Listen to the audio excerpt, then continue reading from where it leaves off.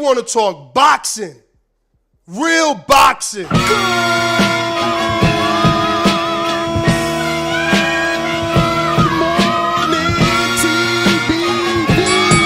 TheBoxingVoice.com. The kid is back, and I ain't going nowhere.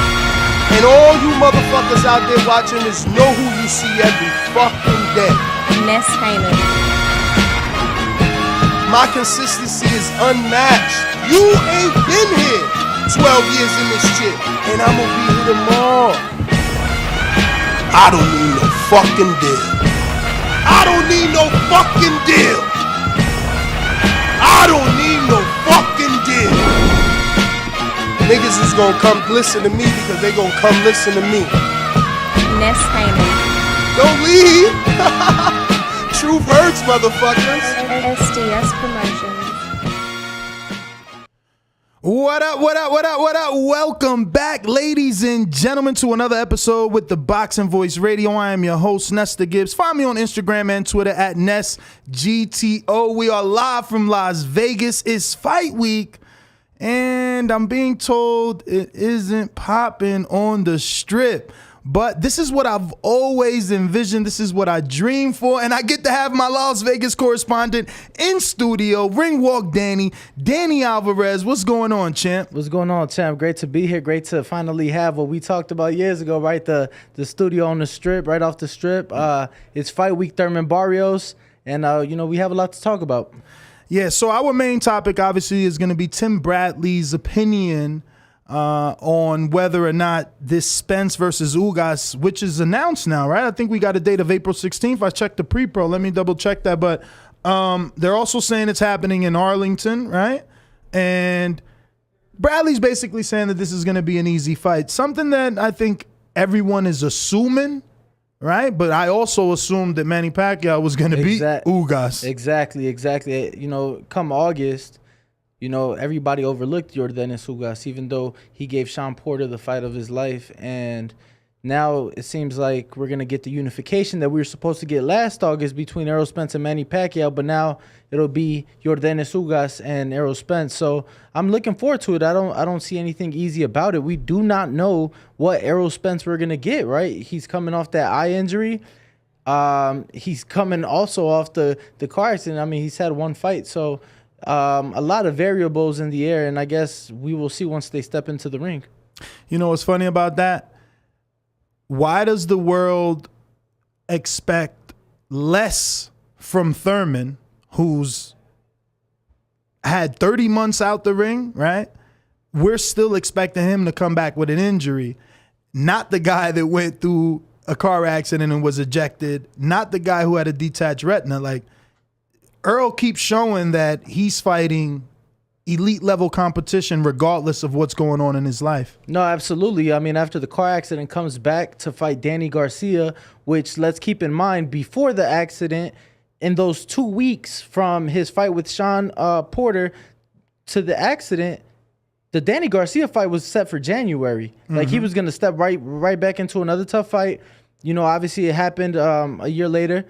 And then now the detached retina, he was going straight to Manny Pacquiao, has a detached retina, and now he's going to have that unification that he's been wanting in Yordenis Ugas. And it's a smart fight if you're Errol Spence, obviously, because it gives you more leverage for a potential undisputed fight against Terence Crawford. So according to the pre-pro, April 16th is the date, and it's obviously a tentative date, and they're looking at the AT&T Center in April. I love a fight in Texas. The last Errol Spence fight that I went to in Texas obviously was with Mikey Garcia. 48,000 people were in there. The only other one that's done better, obviously, is Canelo with Liam Smith, and now with Billy Joe Saunders, he put 70,000. But Errol and Mikey was electric. No, absolutely. There's no question that those fans come out. For Errol, obviously, we even saw it in the fight with Danny Garcia. It was limited due to COVID, but those fans definitely come out. Those Texas fans love them some Errol Spence, and I think it'd be great. He currently holds the third highest attendance at AT&T Stadium in Arlington, and why not? Why not come back? Texas has their COVID ban lifted. We saw Canelo do a little over 70,000 in May of last year. So why not? Errol could possibly do more than 50. More than 50? I mean, he did 48. I don't know about that. First of all, I got to ask, man, as the resident Mexican on the panel, does he do the same numbers he did with Mikey, knowing that, right now it's like no El Bandera Roja, no David Benavidez on the undercard. Benavidez was on the undercard of that Mikey Garcia fight, and that, when he walked out, it was amazing. I mean, it got electric in there. No, absolutely. I think what it is, right, is that Texas has real fight fans. Mm-hmm. They have real fight fans, and they're proud to have a local fighter that shows up, that represents, that puts on great performances, because he is an entertaining fighter with skill. So I definitely think that it will outdo the past fight. Let's also keep in mind, when Canelo fought there against Liam Smith, that did 53,000. Well, guess what it did post-pandemic? 73. So it was a 20,000 person increase in attendance. So it's not just that the Texas fans are real fans, but they also want to get out now post-pandemic. Absolutely. So, no question in my mind, if they do have it at AT&T Stadium, that it does over 50,000 fans. Versus Ugas? Absolutely. Without David Benavidez? Yeah, because, I mean, it's the Texas people. I mean, how many people came out specifically for David and for, you get what I'm saying? The Mexican fans are flooded in the Dallas area and the Texas area. They're going to come out to watch a unification for 3 of the 4 belts at 147 pounds. I'm not saying that they're not, but I gotta assume that if you're asking me, hey, do you want to go watch this fight? Mikey's fighting and David Benavidez is fighting. As a Mexican fan, yeah, I'm running. But Ugas is fighting. No, I understand that, but Ugas was. They're gonna have to put somebody on the card, right? And we don't know. I mean, we don't even know the confirmed date or location, right? This is just what's being spoken about. But in the same token, they could put on another great undercard, if that is the case, right? And they can also have, the buildup. I mean, Ugas was being overlooked against Pacquiao, and we saw him beat Pacquiao. So I feel like hopefully that does it. Hopefully beating, and that would be the best thing for boxing, right? If that, you actually beat the man and you get some of his fame, because sometimes it doesn't translate. Sometimes you get an upset win and you don't become Andy Ruiz. No, absolutely. I think we'll have to wait and see. But like I said, I do believe that coming out of this pandemic, that it will help a lot. But are we out? I thought Omicron Optimus Prime was back. No, I'm not saying we're fully out, but it's not like Errol's last fight against Danny Garcia where it's limited and masked. I mean, we just saw Canelo and Billy Joe, 73,000 fans. I was in the building ringside. It was electric. So I think bringing another big fight to Texas, which they don't get a lot of. They don't get a lot of those big pay-per-view fights. I think it'll do very well. Let's hope, man. Let's hope. But speaking of mass, how was fight week? You were just in the casino, right? Yes, I just came from Mandalay Bay from the Thurman Barrios press conference.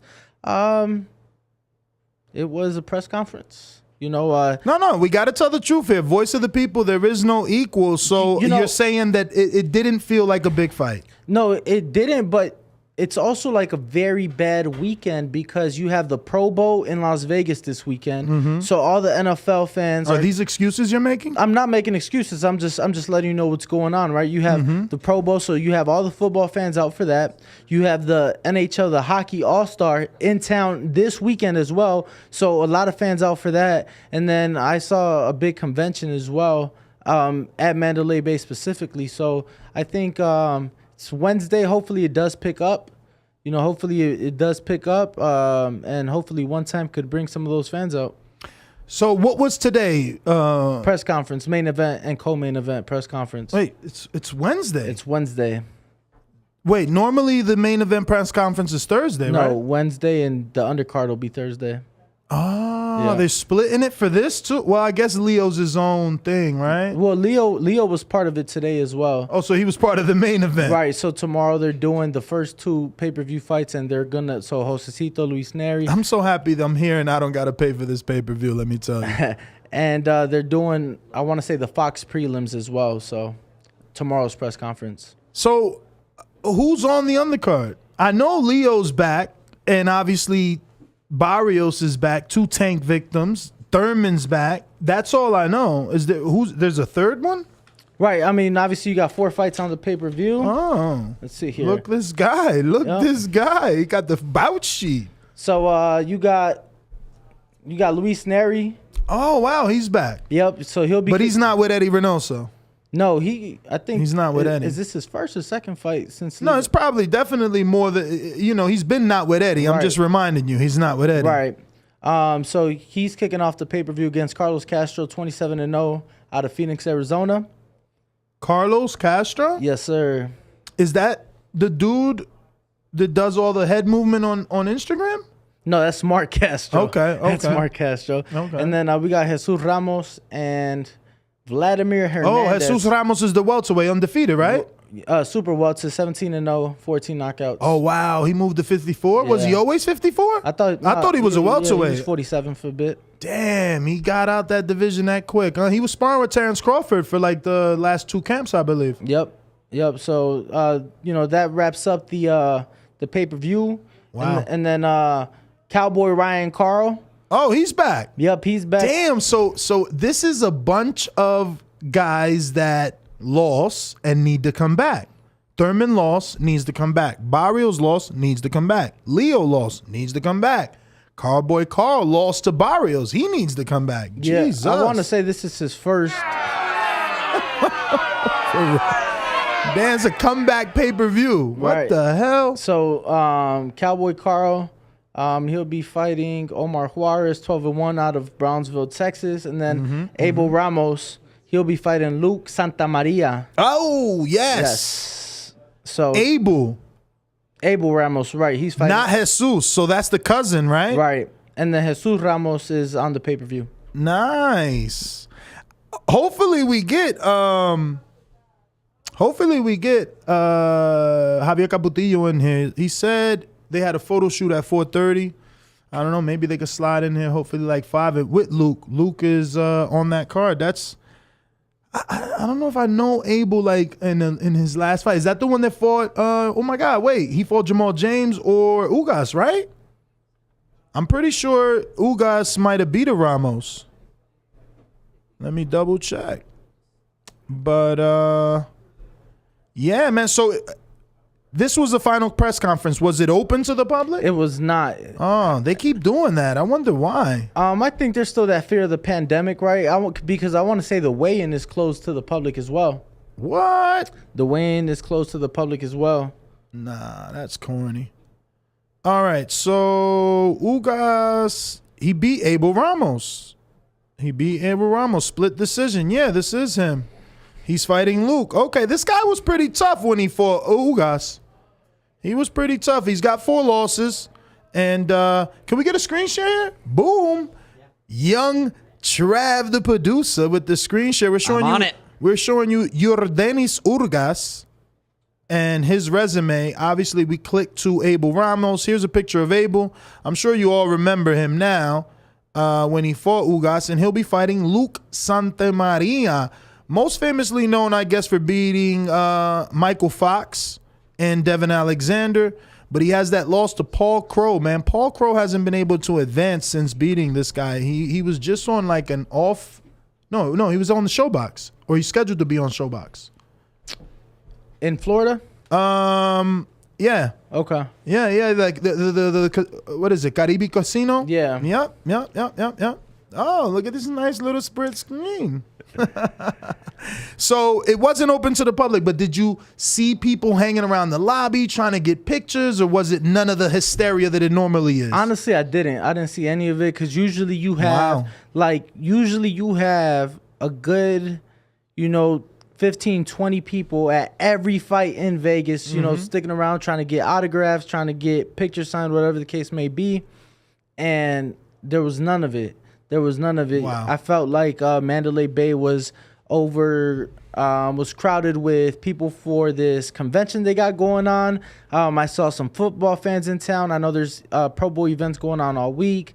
I saw some hockey fans. I know there's All-Star events going on all week. Yeah. The Waldorf Astoria is full of the whole hockey team is staying there. Okay, yeah. So there you go. You know, I want to say that Saturday night, if I'm not mistaken, the Pro Bowl is Sunday. But so not just will they have to compete with fans tuning in, but being in attendance, because right across the street at the T-Mobile Arena, they'll have the NHL All-Star game. So, Well, I guess this is early in the year, man. This is money that they can lose. You know, it's the beginning of the year. It's a brand new budget. I don't understand these decisions.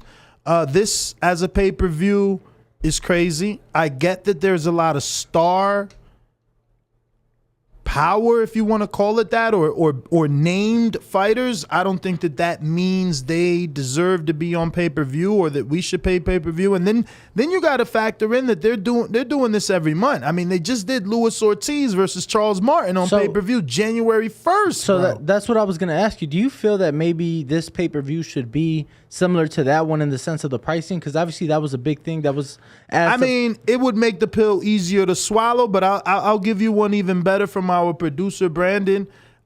He feels PBC, specifically because they're doing this every month pay-per-view, should come up with a package deal, like 6 pay-per-views for this price, and then they get that upfront 6 pay-per-view money from some of us. Right. Not everybody's going to be able to afford, right, a package, though. Because I was going to say, even if you do, you're still looking at several $100s, right? Like, even if absolutely. You get what I'm saying? So I think it'd be a tougher sell. And then especially when people don't know what pay-per-views you're going to get. You get what I'm saying? Because if you get like but if you can choose, you know you're getting more than 6 and you get the pick. As long as that's how it's tailored, Yeah, I mean, the one pay-per-view a month-ish. It's getting out of hand. Is extremely similar to what the UFC does. The UFC does about 12 pay-per-views a year, but they also have loaded cards, but they also don't pay their fighters. That's a different conversation. And that's the thing, man. Loaded cards, more names. And don't get me wrong, this is in a way loaded, but everyone's in a tune-up except for Thurman. Somehow the betting line has this fight so close, it's insane. I would feel disrespected if I'm Keith Thurman. I mean, he's been out, what, 30 months? 30 months. Last I checked, he's probably been out more now, give or take a few weeks. Yeah, I mean, actually, come Saturday night, it'll be 931 days. Wow. Like, that's insane. Like, what Keith Thurman, you get what I'm saying? Like, what Keith Thurman's going to show up? Is it going to be a close fight like it was with Pacquiao? Is it going to be the one who was getting tagged by Josecito Lopez? I mean, tagged. Is this some Mexican bias? It was 1 round. Why do people act like it was more than 1 round? But it was just something that we had never seen. But it was 1 round. Right. We never seen Floyd get clocked by Mosley till Mosley clocked him.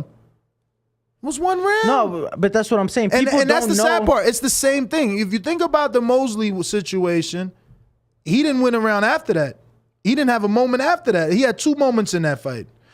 And then after that, Floyd took over. And I feel the same about Josecito. He had, what was it, 7th round? 6th or 7th, yeah. I mean, 1 round, and people act like he won that fight. What I'm saying is that Keith's last 2 fights have been, I don't want to say the worst, but they haven't. We've seen things that we hadn't seen before in Keith, right? Keith getting caught, Keith getting hurt, Keith getting dropped. So I say that to say him being off for 30 months doesn't help the situation, right? Keith isn't very active on social media. So promoting the fight on his personal end hasn't really helped either.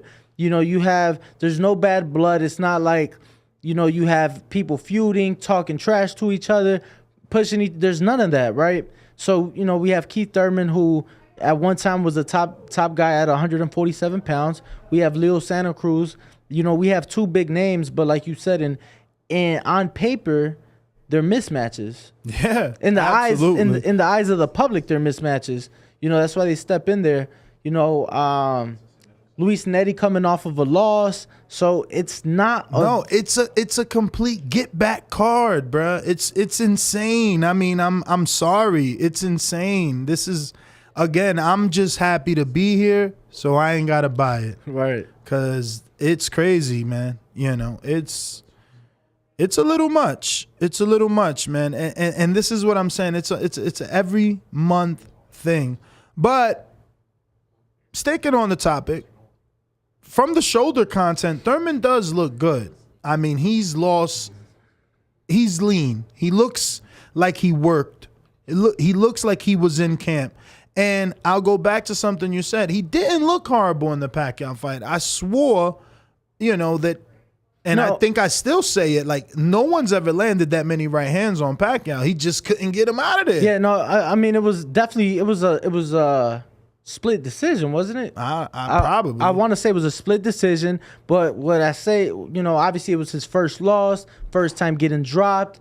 The fight before, like I said, with Josecito, first time getting hurt. What was it, the 10th round in the Pacquiao fight that Thurman got hurt to the body, took his mouthpiece out like in the middle of the fight? Yeah, that's some G shit. Show me another fighter that's you know what fighters do? They roll on the floor like Maidana. Marcos Maidana, the toughest dude in boxing, was rolling on the floor like a little kid, making the face when Khan, of all people, hit him to the body. Thurman, on the other hand, he absorbs that, takes it, put on a poker face, runs around the ring when Collazo did it.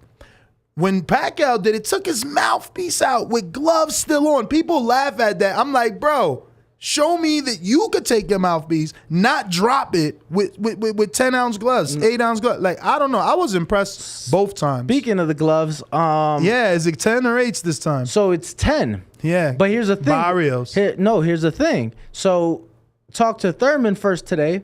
He says, he ain't ever fought no 147 in the state of Nevada. If you both don't agree on 8s, then you have to do the 10s. But Thurman insinuated that it was a Barrios thing. Spoke to Barrios right after I brought it up. He's like, that wasn't our thing. That was their thing. That was the Thurman's team that they wanted protect them hands. So because I asked Barrios, I'm like, is it like why was it? Was it a hand injury? He's like, that wasn't our thing. That was their thing. So it was conflicting, right? Conflicting. Maybe that's scores. why the betting line is so close, man. Maybe they knew his hands still hurt. But it will be 10-ounce gloves, and crazy. That was something that I didn't know, that in the state of Nevada, if you're 147 pounds or less and you do not agree both on 8-ounce gloves, then you will use 10-ounce gloves. Well, guess what? You was right. Definitely a split decision, bro. Yeah, so I mean, it was definitely a close fight with Pacquiao. I just think, and he gets, bro, and people think he's done. I just think his only loss is to Manny Pacquiao in a split decision where no one's landed more right hands than Thurman, but he's done. He should retire. Well, I just think it's the inactivity, right? I'm gonna go back to it again. 30 months out, you don't know what you're gonna get. True. You don't know what you're gonna get, and Mario Barrios, in the eyes of many, in the eyes of the unofficial scores, he was winning that Gervonta fight. He was up, not in the eyes of the judges, but in the eyes of many, he fared better than what most people thought. So they feel that, I feel like, I thought it was. I was at that fight. It was always a matter of time. No, absolutely. I mean, bro, my man was. Didn't he do a flip? Oh, against the ropes, yeah. When he got hit, he fell and did like a whole flip, man. Nah, it was a matter of time for me. Like, I knew that. So going into this fight Saturday night, what do you think needs to happen in order for Barrios to have the biggest chance of him winning? What? I ain't even consider that. You tripping, man. I mean, we have to consider it though, right? Bro, if we're considering Barrios beating Keith Thurman, he's done. I'm just saying. Well, that's what I'm saying. We just don't know what Keith we're gonna get. I'm not saying it's gonna happen. I'm not suggesting it. I'm not saying I'm calling the upset. Listen. Porter gave Danny and Errol and almost Crawford a better fight than he gave Keith. I don't care what nobody say. Keith was handling Porter. I know they think it was tight. No, man, I don't know. Keith was the first to unify. I believe that he's coming back. That was and he'll be good. That Porter Thurman fight was unanimous, but I want to say it was all three, 115 to 113. And that's all right, but I always had Keith winning that fight. Yeah, I mean, that was also a fight that took place 6.5 years ago, so you just don't know what you're going to get, man. And I'm not making excuses. I'm just saying. I know we got 30 months out the ring. Right. So that's a lot of time to recover. You know, that's a lot of time to recover. And a lot of time to reflect. You know, he was on top. He was, yeah. He was the first to unify. He beat Danny first. You know what I'm saying? He beat Porter before Errol beat him. So there's a certain element of hunger that you got to believe is still there that's driving him to do this. I know some people want to look at this as that final payday, and I'm using air quotes, you know what I mean? But I don't think this is his last paycheck. No, I think that the reason Barrios is there is because he's healthy, and I mean he being Thurman, and the next fight is a bigger fight. So they're giving him the tune-up. They get him the 140-pounder that should have no way of beating him. No, you know, that's why they step into the ring. And I feel that it's going to be similar to what we saw with Errol. Like, oh, my God, he just had this horrific car accident. Mm-hmm. What Errol are we going to see? And we basically saw the same Errol when he came back. So, you know, it was less in activity, which is crazy. It was less in activity. He was only out of the ring for... And more of a tragic situation. That's what I'm saying, that Errol had... Again, we're not even considering Errol being as removed from the sport as Thurman going into his Ugas unification. Here we are contemplating what Thurman we have left going into a fight with a 122-pounder. Don't forget that Barrios started at 122. Shout out to his father, Martin. But yeah, bro, 122. Like, if Thurman loses to Barrios, that's it. It's commentating time. He's got to come on a podcast, be a co-host. It's a wrap. Intrigue in Atlanta. We gonna find. Oh man, I don't even know what to say about Intrigue if Thurman loses this fight. Listen, I got Mr. Still Your Chin with the super chat. He says it's $75. 2 laughing out loud emojis to support a sport you love. People want to watch it but won't pay to watch it. Even the WWE fans love they sport enough to pay for pay-per-views. And let me tell you, the WWE fans, those guys are just weirdos because you know that shit is fake. So you know it's fake. I ain't paying for a pay-per-view when I know the outcome. So also in that matter, they have less pay-per-views, they have cheaper pay-per-views, and their fan base is 10 times the size. It's bigger. Like, bro, their YouTube channel has, last time I checked, WWE has 56 million subscribers. That's insane. That was the last time I checked. Who knows where they're at now? Bro, insane, bro. That's insane. Bro, 56 million. I'm not only living with my feet up, bro. I'm like 85.4 million. That's insane, bro, because it couldn't have been less. It had to be 12 months ago. It had to be within 12 months that I checked that. I promise crazy. you. Lord have mercy. They're about to get to 100 million. 85.4 million. Like that's insane. That's more than Jake Paul. That's more than Jake Paul by a lot, bro. Isn't Jake at 20 or did he move from the 20? I don't know. You know. Nah. You know. Shout out to Jake. Shout out to Jake. Shout out to Jake. Nobody doing it like Jake. I'm gonna be real. Nobody doing it like Jake. So let's speaking of Jake, and shout out to his girl. She got no problem taking thong pictures. Like, shout out to his girl. She understands it. She gets it. Did you watch the press conference this morning? Somberanos? Yes. No, I was on a flight. Okay. I tuned in. It was nice seeing Eddie. That was in New York. That was in New York, yeah. That was in New York. And that's why Bill Haney's not here, guys. Eddie kept freaking Bill and Devin in New York, and we ain't getting Bill and Devin now. Funny thing about it is I saw more media there for that today than I saw at the Thurman Barrios pay-per-view press conference on Fight Week. I mean, there's more media in the tri-state area. That's true. You know, California got to drive 4 hours to get to a Vegas press conference. So a lot of people choose to, you know how it is. You live here. Yeah. People choose to come in Thursday, Friday, Saturday. Yeah. You know, especially media, they're showing up like, if you, because it took me a minute to start coming on a Wednesday and a Monday for a fight week. Like, first of all, you got to be a big fighter. It's got to be a Floyd, because Floyd has fighter arrivals on Tuesday.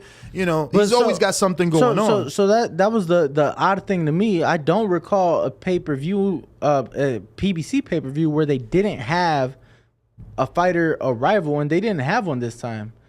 Yesterday was just like a virtual roundtable, like via Zoom or something. Well, it's this bubble. They got a bubble situation. Because I tried to get Thurman in studio, and they're in bubble. Barrios too. It might not be the way that it was 8 months ago, but they're in a situation where they can't leave. Everybody, I was told no off-site interviews. Okay. So I don't know. That's why. See, Luke, on the other hand, he was driving in.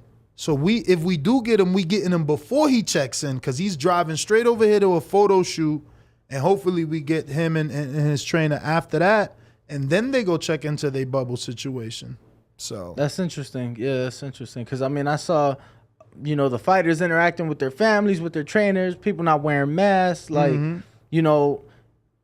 Well, remember, a lot of the fighters now, they vaccinated now. Right. We're this close to each other. We're 2 feet away from the fighters.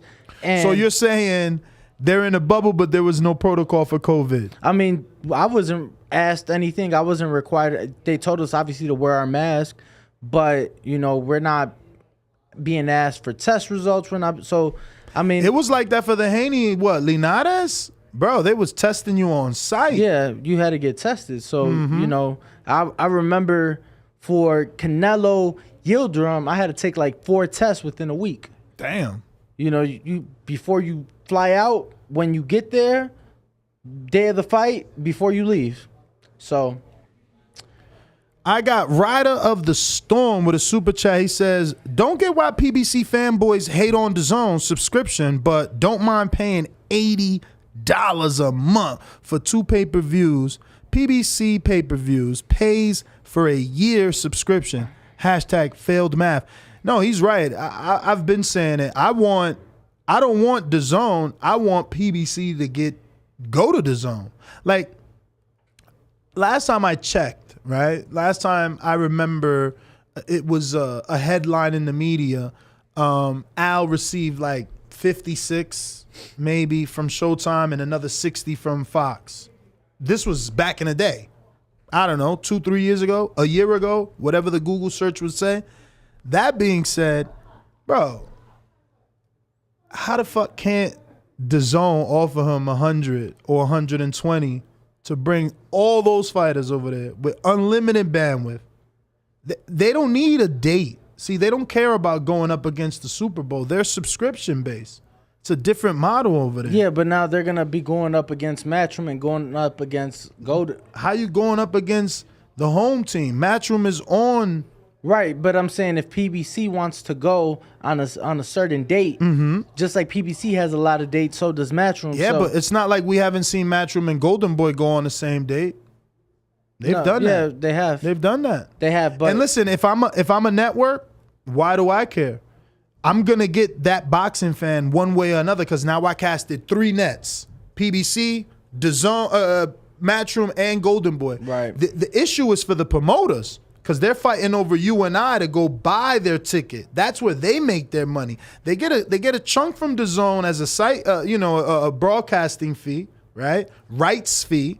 Then they get their bulk of the money from those ticket sales. That's why those gates are important to them. That's why you see, Bob doesn't want to do anything without a gate. He wouldn't do Wilder Fury without a gate. Bob did the most bubble fights. He just certainly did. And when I say the most bubble fights, because there was bubble fights that, fans could get tested in a 10. I'm talking about behind closed doors. No, he also did the most significant free fights. Like a Tio Lomachenko, if Shakur happens with Valdez, those will be free, not $79.99. You think they put Shakur and Valdez on free TV? Oh, it's not? I don't think they will. What? Bro, they didn't put Tio versus Vasil Lomachenko, who come on, how many marketing dollars have they spent on Vasil? Never to put him on pay-per-view. And they're going to just take a chance with Shakur and Valdez? Valdez don't even live here. He fucking lives in Mexico. Hell no, no way.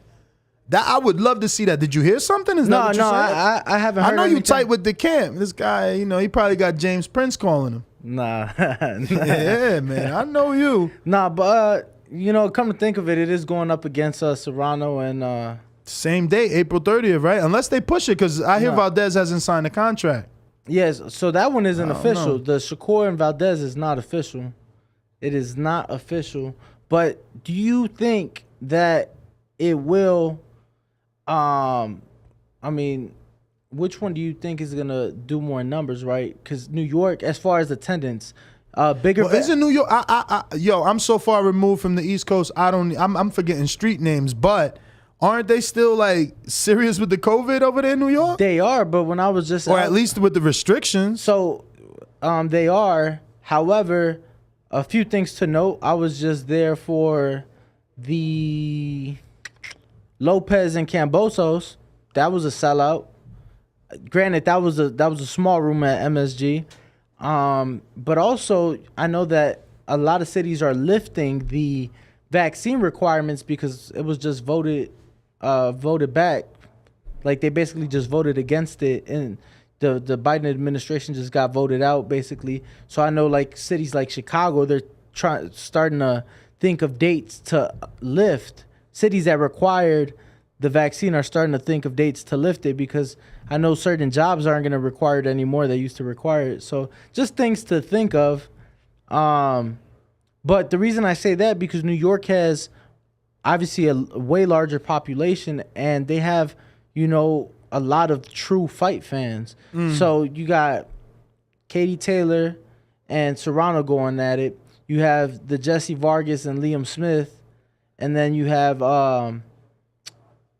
the Undisputed fight at 168. Yeah, but Jesse women. and Liam, is that going to do numbers in New York? They taking Jesse out his element. He's on the East Coast? What the hell? Nobody knows him over there. Nobody knows him over there, bro. I'm telling you, I had to come to the West. Mexicans don't even look alike on the East Coast, man. You've been to the East Coast. I didn't even know there was Mexicans in New York. There's everything but. Trying to tell you, you come to Cali and you see a whole different quality of Mexican, man. I'm telling you, it's different. I don't know. I'm just saying Jesse's out his element over there. I'm not saying there's no Mexicans. I'm saying he deserves to be in Cali or Vegas, Arizona, Texas. Given that you have Eddie Hearn, I think a large part of it, they were trying to put him on a big card. We'll give him his own card to begin with, but because he's running for he's running for some political... Out here, seat here in Vegas. So I think that there's like a set date. That's that Pacquiao ambition. I think there's like a set date that he needs to be See, this is what I love available. about a studio. Even though I'm cutting him off, he's not being cut off in terms of the audio. People can still hear him while I'm talking over him. So it works perfectly. Yo, no, I hear you, though. I hear you, man. It's... I don't know. You got to love this sport. I'm telling you. That's why it's called the niche sport, because we're abused. I don't know. You watch other sports, right? What do you do? I'm a degenerate. I watch it all, really. But boxing is by far like... So how much does it cost you to, like, what's more expensive, boxing or football or the other sports? Does any of the other sports that you watch compare to boxing in terms of the cost for you? No, I mean... Is that because you love boxing more, so you're traveling to more boxing events than you would for other sporting events? No, I mean, I was just in Chicago. I guess on a ticket scale, it's comparable, right? Mm-hmm. On a ticket scale, baseball has the most games out of any sport, so you could get cheaper tickets than like most boxing fights. I was just in Chicago. I went to a basketball game, NBA game. I mean, I paid... Yeah, I still think other sports have cheaper tickets, but it's different, right? Because you could go to a sporting event, to a basketball game, and your favorite player, Steph Curry, and Steph Curry just happens to sit out that game. The event's still going to go on. Mm-hmm. You have a fight, a certain fighter's not fighting, well, guess what? Then, you know... Yeah, but isn't that the problem of the promoter, because they don't put on good cards? Like, yes, I get the main event and one of those fighters pulling out or getting injured is going to make the card suffer. But would it suffer as much as it normally does if we had a solid undercard the way that Don King used to do? Yeah, but it's kind of like, that's the thing though. You know, Don King used to put on these crazy undercards with 3-4 Hall of Famers on one card, which is unheard of today. But those fighters were also getting underpaid. That's why the UFC can afford to do it, because they know their fan base is gonna pay $5.99 a month for ESPN Plus, because you have to have ESPN Plus to order Just to buy the pay-per-view. Just to buy the pay-per-view. No, boxing is doing the same thing to us. But through Top Rank. Yeah. Through Top Rank. But well, through ESPN, because it's ESPN that's forcing Top Rank to put specific content behind the ESPN app to force us to go be subscriptions. Right. But what I'm saying is the UFC can pull that off because their heavyweight champ just made, I want to say, like $600,000. Yeah, Ngannou. And or should I say, I'm begging for a fight with Tyson Fury. Francis Ngannou. And then you have... it's funny how all these MMA guys want to be boxers now. I remember when MMA first came out and they abused poor James Toney and set him up, right? He got in there and beat and lost. And then the MMA just thought, oh, we're better than boxing because they beat some old guy. And it's like fucking crazy. Yeah, but, you know, like I said, UFC heavyweight champ just made $600,000 if I'm not mistaken. I watched the fight. I was very disappointed. Really? Yeah. Why? So he can't beat Fury. It just on paper was gonna be a good, entertaining fight. Okay. And you know, he won the fight, which some people thought this was gonna be his toughest opponent yet, and it wasn't as entertaining. It was a lot of ground game and but a lot of that grappling Bob Arum be talking about. But what I was getting at is, you have Dillian White, who's about to challenge the heavyweight champion in Tyson Fury, and he's gonna make a little north of $8 million. $8 million. That's crazy. 8.7. That's crazy. How is it crazy though? I'm saying when you. I think it's crazy in comparison to the UFC, in comparison to UFC purses. Honestly, I think it's even crazy for boxing when you consider that Canelo was making what, $32 million? When he offered to fight to Derevyanchenko, who was gonna make $5.5 million to fight Canelo. Dillian White is making fucking damn near $9 million to fight Tyson Fury. That's insane. That is insane. That's insane. That is insane. But that's that MTK money, I want to say, man. I mean, you know, at first I'm gonna be real, you know, because it came out quickly that Bob and Warren are in on the purse bid, that it's not just Warren. So, but at first when they was just announcing Warren, I'm like, oh shit. Like Bob pushing them tax problems off on Warren, because 41 mil, think about it.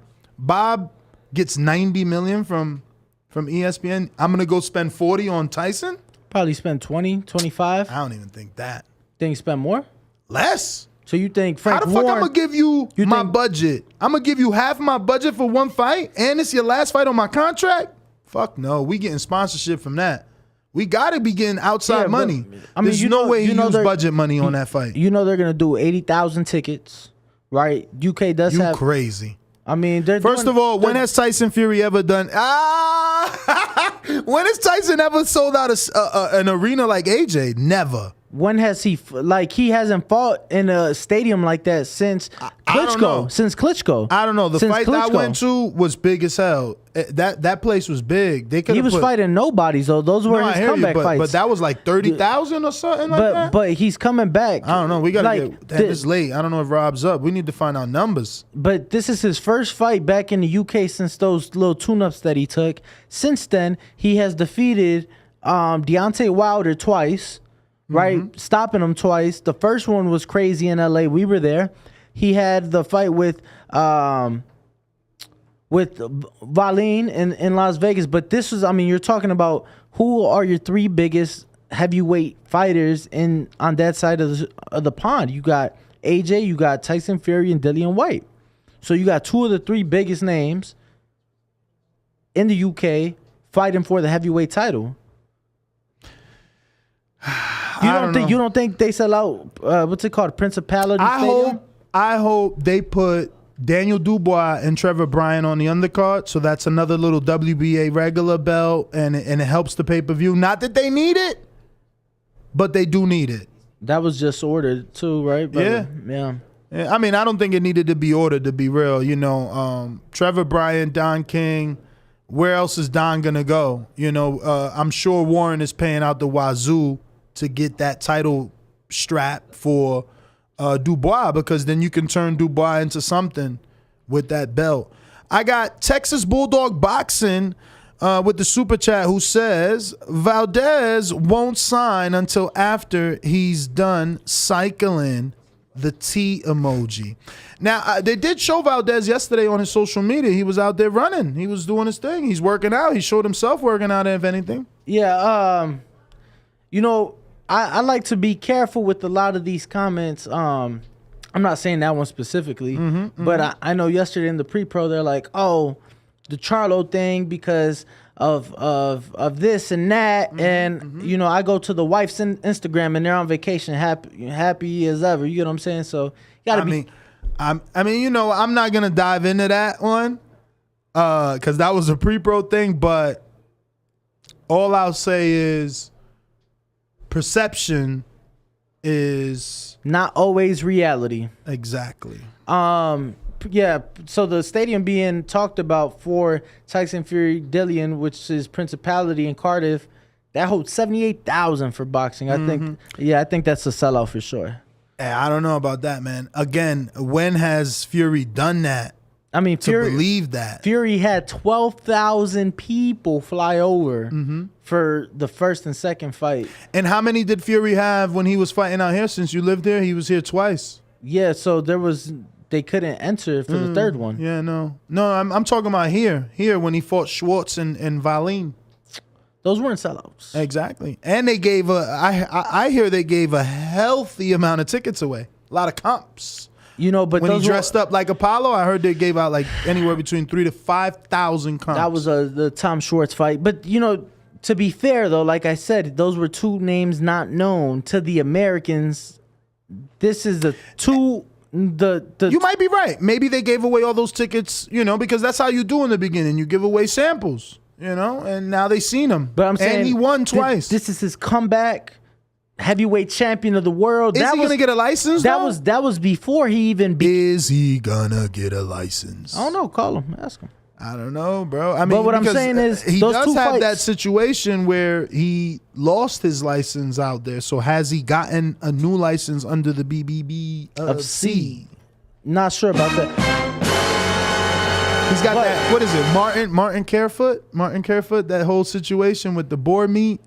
He's got a lot of shit going on out there. I'm sure. With UCAD. I'm sure if they're talking about a site and a date already, somebody's gonna fix it for him. You get what I'm saying? If it hasn't been fixed already. Yeah. But what I'm saying is we're late to the party. The 2 fights you just mentioned with the Tom Schwartz and Otto Wallin, he hadn't even beat Deontay Wilder yet. That was before he beat him. So you're saying all his shine came after beating Wilder? Yeah. So you're saying his shine is based off Wilder? No, I'm not saying. Look, I'm not saying it. So essentially, you're saying the most entertaining heavyweight is Wilder. No, I'm joking. I'm not saying it came after beating Wilder, right? He was already unified heavyweight champ before that. What I'm getting at, those 2 fights specifically. Did people care back then when he beat Vlad? I'm sure his people did. True. You know, they were talking about the rematch on a yacht. I know you remember that. With Vlad? Yeah. I know you remember that. He pulled out of that. I think that was all BS with I don't think the money was there. You know, sometimes that. Well, you know, Eddie made me a believer. Back in the day, for many, many years, we used to just never believe that the Middle East was going to invest in boxing. Then all of a sudden, Eddie pulled a rabbit out the hat, and they've been a funnel of money. And big offers too. Now we're seeing Probellum doing shows in Dubai. And MTK doing those shows in Dubai. And before they did, don't forget that the World Boxing Super Series was over there with the Muhammad Ali Trophy. Yep. I want to say, who was it? Callum Smith won it out there in Saudi. I want to say it was Saudi. Somewhere in Saudi. I think it was Ryder, right? Wasn't it Ryder? That was for it could have been for both, but I know Ryder was the AJ Ruiz too. But now we're hearing that they've had interest and potentially an offer for Kambosos Haney From where? from the Middle East. Oh, yes. Eddie was saying that. Yes, Eddie Hearn. was saying that. But somehow Kambosos is out on social media saying that the Haney team isn't right with the finances. So I don't know, man. It's crazy, you know. For one, I don't believe Kambosos because everyone that fights Haney has gotten their biggest paycheck.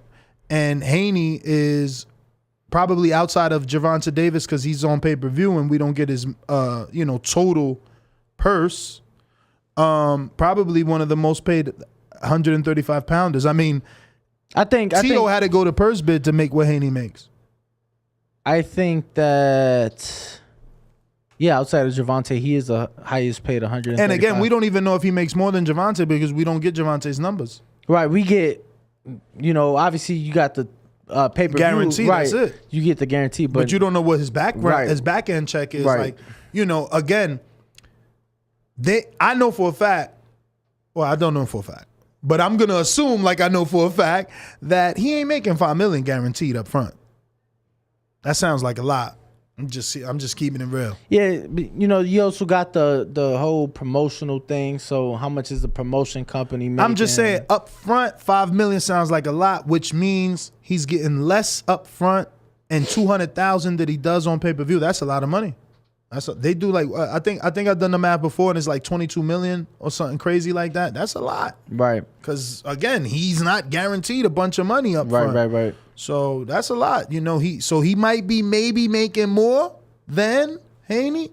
But again, back to the point that Kambosos doesn't make sense.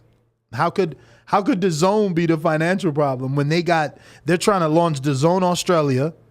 And I mean, when has Eddie not shown money? When has Eddie failed? Eddie lost this purse bid and he showed you. How much did Eddie bid on this? Was it Eddie? Or 32? Was it 32 million? 32. 10 million less. And no one expected 42. Let's just be real. No one expected that. So to say that DAZN and Eddie and Haney are the one with financial issues, you're lying. They just put up 32 million for Tyson. You lying. I'm just, Yeah, I mean, I know for a fact that Eddie, he said one of his biggest goals was Matchroom Australia, getting those fighters out there. Mm-hmm. He already signed a couple fighters, and this was back in December. So, it'll be interesting. I really hope that fight happens. I really do. George is saying it's either going to be Haney or Loma. It's going to be Loma, brother. You think so? Listen. Who is Richard Comey promoted by? Lou DiBella. Who is George Kambosos promoted by? Lou DiBella. Who is Stephen Big Shot Shaw promoted by? Lou DiBella. Where are those fighters fighting? Top Rank. It's not a coincidence. This is a man that was outed, and Lou, if you hear this, I'm just stating facts. I'm not trying to disrespect you, but he was outed from the PBC. So he didn't have a network. He's been on my show saying, you know how hard it is without a network? He's got an alliance. It's as clear as day. He's got an alliance. It's like, let me get my fighters on and I'll give you my fighter, Instead of, look, I got Comey, let me get some fighters on some dates on ESPN and I'll give you Comey for Vasil. You see Devin offering him a title shot. DAZN ready to do business. He's leveraging, bro. Yeah. He's leveraging. There's no way Kambosos is going to DAZN because Lou got that gold medalist he ain't even done nothing yet with. He's 6-0 with a gold medal from this year. He ain't done nothing with yet. Who's that? I don't know how to pronounce that dude's name. Jokolov, something like that. Look him up. Bro, he's already a pro. First of all, it's some cheating shit for me.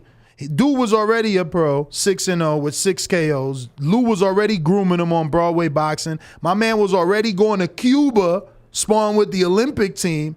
And then all of a sudden you're gonna take a pro out the pro and put him in the fucking amateurs. So was it one of those things how it was for Team USA where because of the pandemic, they couldn't finish their. I have no clue. Remember that people voted on this. People voted on allowing pros to fight in the amateurs, which is insane. Yeah, but you had pros like Keyshawn Davis who were invited back because they were never able to finish. So it's probably the same situation because it was the same. It was the same. It was the same. It was the same fucking Olympics. You know, he's just a heavyweight. Did you find it? You didn't find it? No. I can't remember his name. He's on with Lou's site, but Lou's site is terrible. Like the functionality of it, it'll take me forever to go through all his fighters, and then he's got a bunch of fighters that are not even there with him anymore. I'll try and look it up. But yeah, Lou has fighters, man. He has fight. He lost Amanda Serrano. You don't think he's mad right now that Serrano's making a fucking undisputed match with Katie Taylor, and she's getting $1 million, and he ain't getting no percentage because he couldn't do nothing? Because is that confirmed though? The $1 million purse. Because is it like $1 million split or is it $1 million a piece? I mean, they're billing it as she's making 7 figures. It can't be no split. You can't split 7 figures and both of us making 7 figures. I'm hearing like the way that it's being spoken about. It's like, oh, it's $1 million fight. Oh. So I was wondering that to myself because at first I'm like, okay, cool. They making $1 million a piece. Cool, like as long as the check clears. But when I'm hearing $1 million, I don't know. But I mean, am I wrong in thinking that Katie was already making 500 and better? Am I wrong in that? I don't know about that, champ. Look, Lou got this heavyweight. Can we get a screen share? We got George Aries. This guy just beat fucking Cassius Chaney 20-0. This is the Dominican Mike Tyson they bill him as. You don't think Lou needs a network for him? Then, look, he probably lost Butayev because we see Butayev on PBC without Lou. I'm telling you, some of these pictures are not updated. I'm sure he hasn't lost Conwell, he's done nothing with. You know what I'm saying? He was on that. He still has Patrick Day, rest in peace, up there. That's what I'm telling you. This site is old. Junior Fa's another heavyweight, but he just lost to Joseph Parker. Jerry Forrest has been making some noise. Look, Elvis Garcia just dropped the cruiserweight, but he was a Mexican heavyweight undefeated too. I'm trying to look for the Russian dude. I'm telling you, he's either Russian or Ukrainian. Where are you? Look at Alicia Napoleon, how buff right there. Look, Joseph, is Joseph still with him? Steven Ortiz is with him. And Steven needs TV, bro. That kid he's got skills, bro. Steve Rose? Well, Steve Rose, I'm sure he's still with him. He still got Amanda Serrano up there too. I'm telling you, bro. This this is another one. Teslenko. And who else? Where is that's not him though. It's another one like Bakalov or Jakalov, something like that. Damn, I can't. Let me see if the chat helped me out here. What's Lou's Russian heavyweight or Ukrainian heavyweight name, man? Help us out here. All right, you can stop the screen share. Oh, there it goes. Jalalov. Thank you, brother. But what's the first name? Let's see if that. Oh, damn. He's the only Jalalov in the internet. You Google his last name, the first name comes up. Look, this is the guy. All right, let's get another screen share. We're gonna share his resume. And this is him. I've watched this dude spar in Cuba. I've watched him fight on Broadway boxing. Who's he fought? Any nobody like notable like that. Just journeyman, just journeyman. His fights have come on Saturday. No, what is it? SNY network? SNY? What's that? Something. Oh, in New York. Mm-hmm. That Lou has some sort of TV deal with them where he uploads the fight and then they show it a bunch of fucking months later somehow. But yeah, this is the heavyweight that he's done nothing with. Look, my man hasn't fought. Wow, he got a fight somewhere. What the hell is this? In Dubai. He had a fight in Dubai of all places in December. So Lou got him a fight in Dubai somehow. But yeah, man, Lou's got fighters, and if he gives Kambosos to Top Rank for Loma, he's gonna ensure more dates. That's my opinion. That long story was to say that. If he goes the other way,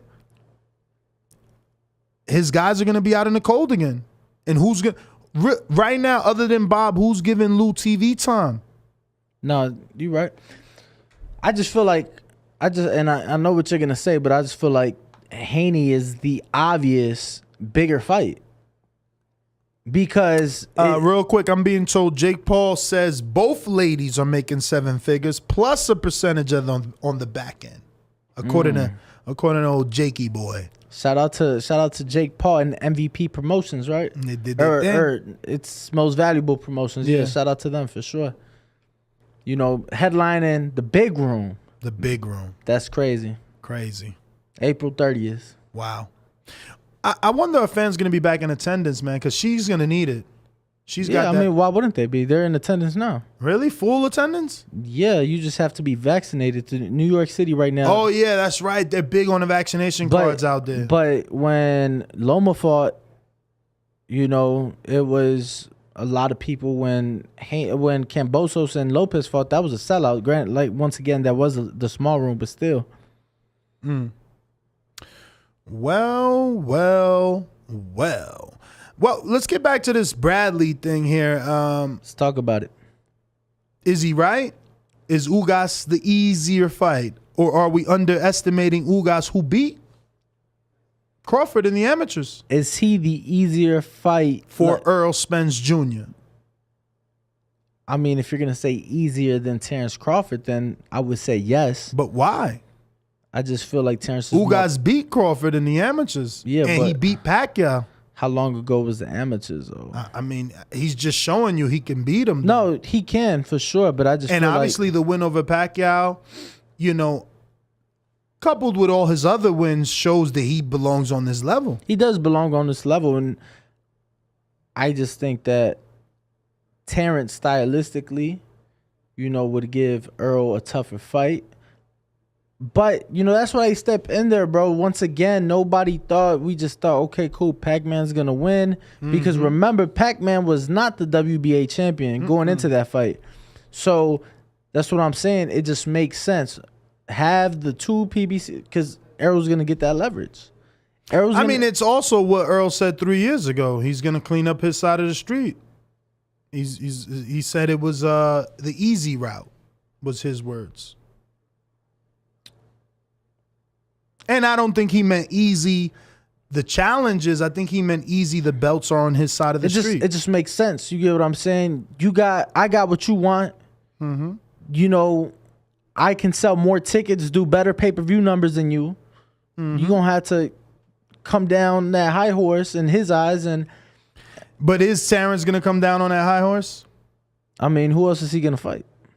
I'm being told by our producer that Tim Bradley allegedly told, and I'm using the word allegedly, told Ring IQ that Crawford is going to fight Ennis. Now, they didn't give a timeline. I don't have that information, so I don't know if he meant next. I mean, Ennis is in that tournament, though, to determine that final eliminator. What tournament? The WBA tournament. What WBA? Ennis? No, he not. Yes, he is. Like, he just fought, and then the winner of that was supposed to fight the winner of Jamal James and but he sounds like he's going. I just had Bozy Ennis on the show not too long ago, and they sound like they're going the IBF route. They're supposed to be fighting the guy from Canada, Clayton. They moved him up like 10 slots, and now he's at 5. Ennis is at 3. 1 and 2 is vacant in the IBF, and then Earl's the champ. So it just makes more sense to go that route, because if you go that route, you're getting a shot at 2 belts. Like, why would you go 3?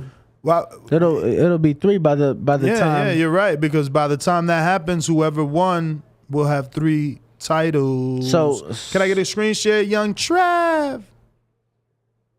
So this is your welterweight rankings, and zoom in. Well, bam. So this is your welterweight rankings here, and You got Ugas as your super champion, and then Butayev as the regular. So that would be who Ennis would have to fight. Right. Now, once upon a time, he did tell us that he was going to get 2 belts in 2022, the IBO and this version of the WBA. But since our good friend Castillo Clayton from Canada moved up to number 5 in the IBF, and Ennis is number 3, they've started to talk about this route because it makes more sense. Now, the funny thing is going to be who gets their mandatory called, because the sanctioning bodies each take turns. They don't beef with each other. But now that Virgil is in position to fight Errol, and that's a huge fight in Texas. They got amateur, stories. They fought each other in the amateurs. They're both from Texas, and now they're both welterweights. One is Mexican. It's the green print, Floyd said it's the green print, Put an African American across the ring from a Mexican, and you got yourself the green print. I don't know. Will Errol choose to be mandated by the IBF or, get the WBC to pull their muscle? I don't think he gets to choose. I think that there's an order. I think there is an order. There's an order. There is an order. Right. But if you're Errol and his team, obviously WBC is the most. I just feel like, I'm sure if Errol wanted to fight Virgil, the WBC could somehow go and say, hey, we're going to mandate, I owe you some shit. You know what I'm saying? Look, they show up to each other's each other's conventions. The only one that's on the out is the IBO. Right? Well, yeah, because they hang out right now. So it's like, why wouldn't they do what's in favor of the other? I mean, obviously they didn't do it for Manny Pacquiao, but which was insane. But is that what Al wanted? Which is what people saying the WBA stands for anyway? What Al? No, what is it called? WBA, right? So what benefits Al? That's what they're saying. What benefits Al? What Tim Bradley said about the WBC, we back Canelo. Oh, wow. Yeah. So what's the WBO? Because they back the Top Rank and Frank Warren, bro. And the acronym just doesn't fit them. For real. But yeah, man, what do you know of Clayton? You think that's a good eliminator bout for Ennis? You watched that fight with Sergey Lipinets? Yeah, I mean, I was at that one. I was at the Delorme. I wasn't at the Lipinets one. I watched it. I was at the Delorme one. Oh, no. You mean Ennis. Right. Okay. I meant Clayton versus Lipinets before Ennis fought him. Because I want to get your thoughts on the Canadian Clayton. Yeah. Is he a test? Is this another walk in the park? I just feel that right now Boots Ennis is on the roll. And I just feel like, I mean, I saw Clayton's last fight. Wasn't impressed. What was that guy's name? I never remember. I don't even. It was. I know. It was I think I heard he had like TV. 16 losses or something crazy like And that, right? it went to decision, if I'm not mistaken. Word? I mean, a little bit of ring rust, man. A little bit of ring rust. Yeah. Yep. Just like your boy one time. And I was gonna say, what do you think of Thurman saying that he won't have any ring rust because he got rid of that in camp? I've never heard. I've been interviewing fighters for a long time. All right. I've never heard a fighter tell me that they can get rid of rust in camp. I mean, unless you're doing do you remember when Sean Porter? I forget in between what Leonardo fights? Tyner. He did an exhibition in his gym. Right. But that was because the fight got canceled. So his father said it was like busting a nut. Like he's like, I can't have my son in camp. Like he's gotta have that. Right. So that's kind of like what I feel like. Are you like getting that type of work? Because it's different, man. What you mean, like dog sparring work? Yeah. Because it's like, for me, in my opinion, as somebody who's not a professional boxer, I've played sports. You're practicing full, but it's just like, if you're sparring and you got headgear and you got 16-ounce gloves, how is it that you can say it's the same thing as a fight where you'll be wearing 10-ounce gloves and no headgear? And, so he said he had 5 sparring partners for this camp. So I don't know. We'll see. We'll see. I think it's gonna be tougher. Did he name any names? No, he did not. But I do think it'll be tougher than what you think. It's not that I don't think it'll be tough. You literally just said it's impossible for Barrios to win. Understand what I mean. If he is to beat Thurman, Thurman is done. That's what I'm saying. Like, any version of the real Thurman that shows up, Barrios should not be able to beat him. Okay. That's all I'm saying. I am with you. Like, and when I say That- I think it'll be tough, I mean, like, I think Barrios gonna, give him some problems. I think he's gonna win a few rounds. Do I think he beats Thurman? Not necessarily, but that's why they get in there. Because obviously a couple years ago, had we been having this discussion, it would have been it wouldn't have been a question. Like, Keith Thurman was indeed the number one welterweight in the eyes of most for a certain period in time. He definitely was my number one welterweight for a long time, let me tell you. I was furious when people tried to put Kelbrook in that conversation over just with one win over Porter. But this is just a really bad fight for Thurman. It's just a bad fight because of the comparison to Tank Davis. This guy was a featherweight and he knocked Barrios out. 12 rounds. Anything less and Thurman looks less than. Matching it, you still look less than because Tank's a featherweight. This guy's a... Did he start at 126 or 130? Oh, Tank? Yeah. 126. Ain't that where he beat... No, he beat him at 30. Really? Yeah. You sure? Positive. No. Like Magic Johnson's AIDS. Positive. Promise you. No, because Barrios is division. Bet dinner on it. Let's just double check. Bet dinner on it. No, you owe me dinner. You and fucking Dean White with my $40. Man, that's sad. That's between y'all. Ain't terrible. Who we was talking about? I gotta Google. Tank. Fucking Pedraza. Let's see. Pedraza. That was January 14th, 2016. Uh-oh, look at the Almanac of Boxing. Let's see. It was co-main to Badu Jack and James DeGale. And he 129. That's what he weighed in at. That's super. He did start at 125, but it only had... But you said he beat him at featherweight. Then it's on you tonight. I said a featherweight beat him. A featherweight beat him, and he still started at featherweight, just like like Barrios started at 122. So you'd call Canelo a welterweight? I still call not a welterweight, junior. He started at 140. I make sure people know that he started at 140 because guess what? He's moving all the way to fucking 75, and they don't want to give him credit. Oh, Kovalev's old, or Kovalev was an alcohol. No, this dude started at 140. He fought Puppet Vasquez. Like, nah, man, Canelo's that dude now. Yeah. Took time. Told ya. He had the season. Told ya. He had the season, but he's that dude. But so all right, let's talk like this then. Thurman beats Barrios Saturday night. Who would you like to see him in there with? If Thurman, he needs another tune-up after that.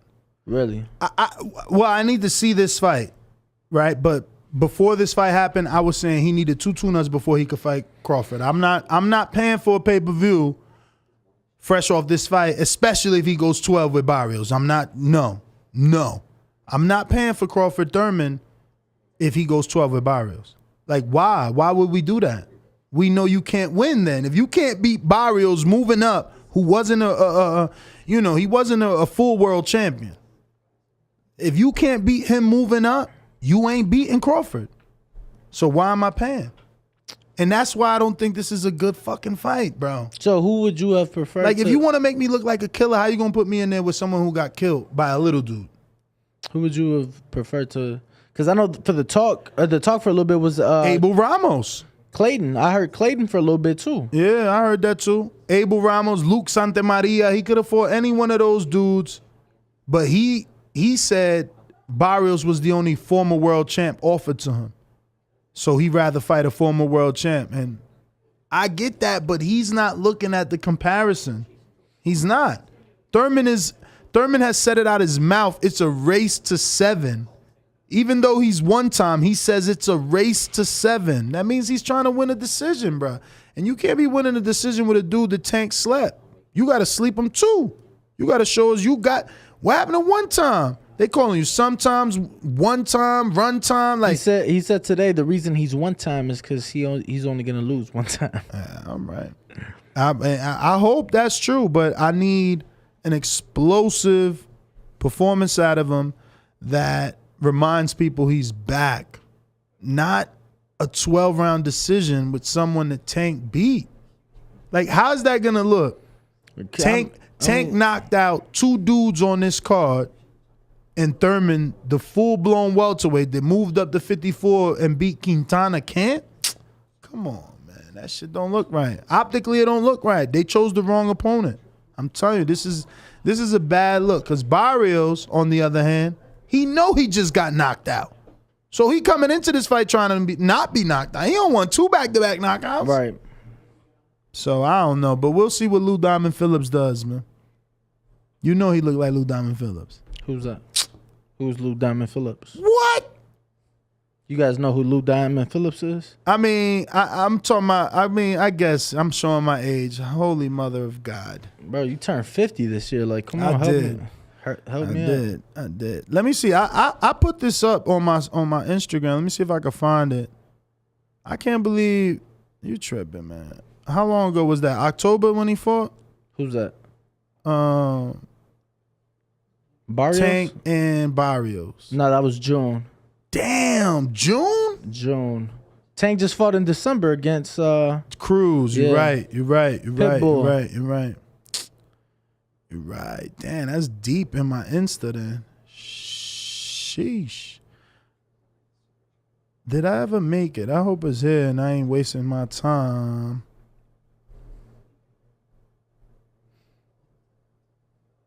So people in the chat saying he's an actor from the 80s. Okay. Yeah, I thought you knew that, but I just want to show you the split, the side-by-side that I had did of them two, so you can see how much. Intrigue said, Ness, are you going to keep the same energy Saturday when Thurman sparks Barrios?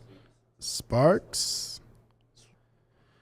I hope he sparks him, man. You know I'm a Thurman fan. I need him to look good. I don't want to hear, oh, I had to get the rust off. It's been a minute, 30 months, what I expect. No, I want to see full one time in effect, doing what he need to do the way we expect him to. You know what I'm saying? Right. I don't want anything less than that.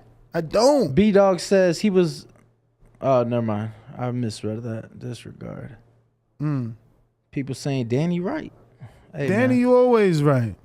I'm just still looking for this Lou Diamond filler. I guess we're going to have to move on. You can't Google him? Nah, I don't want to Google him because I did the cool little side-by-side so you could really see how, Got a super chat, Big Matthews.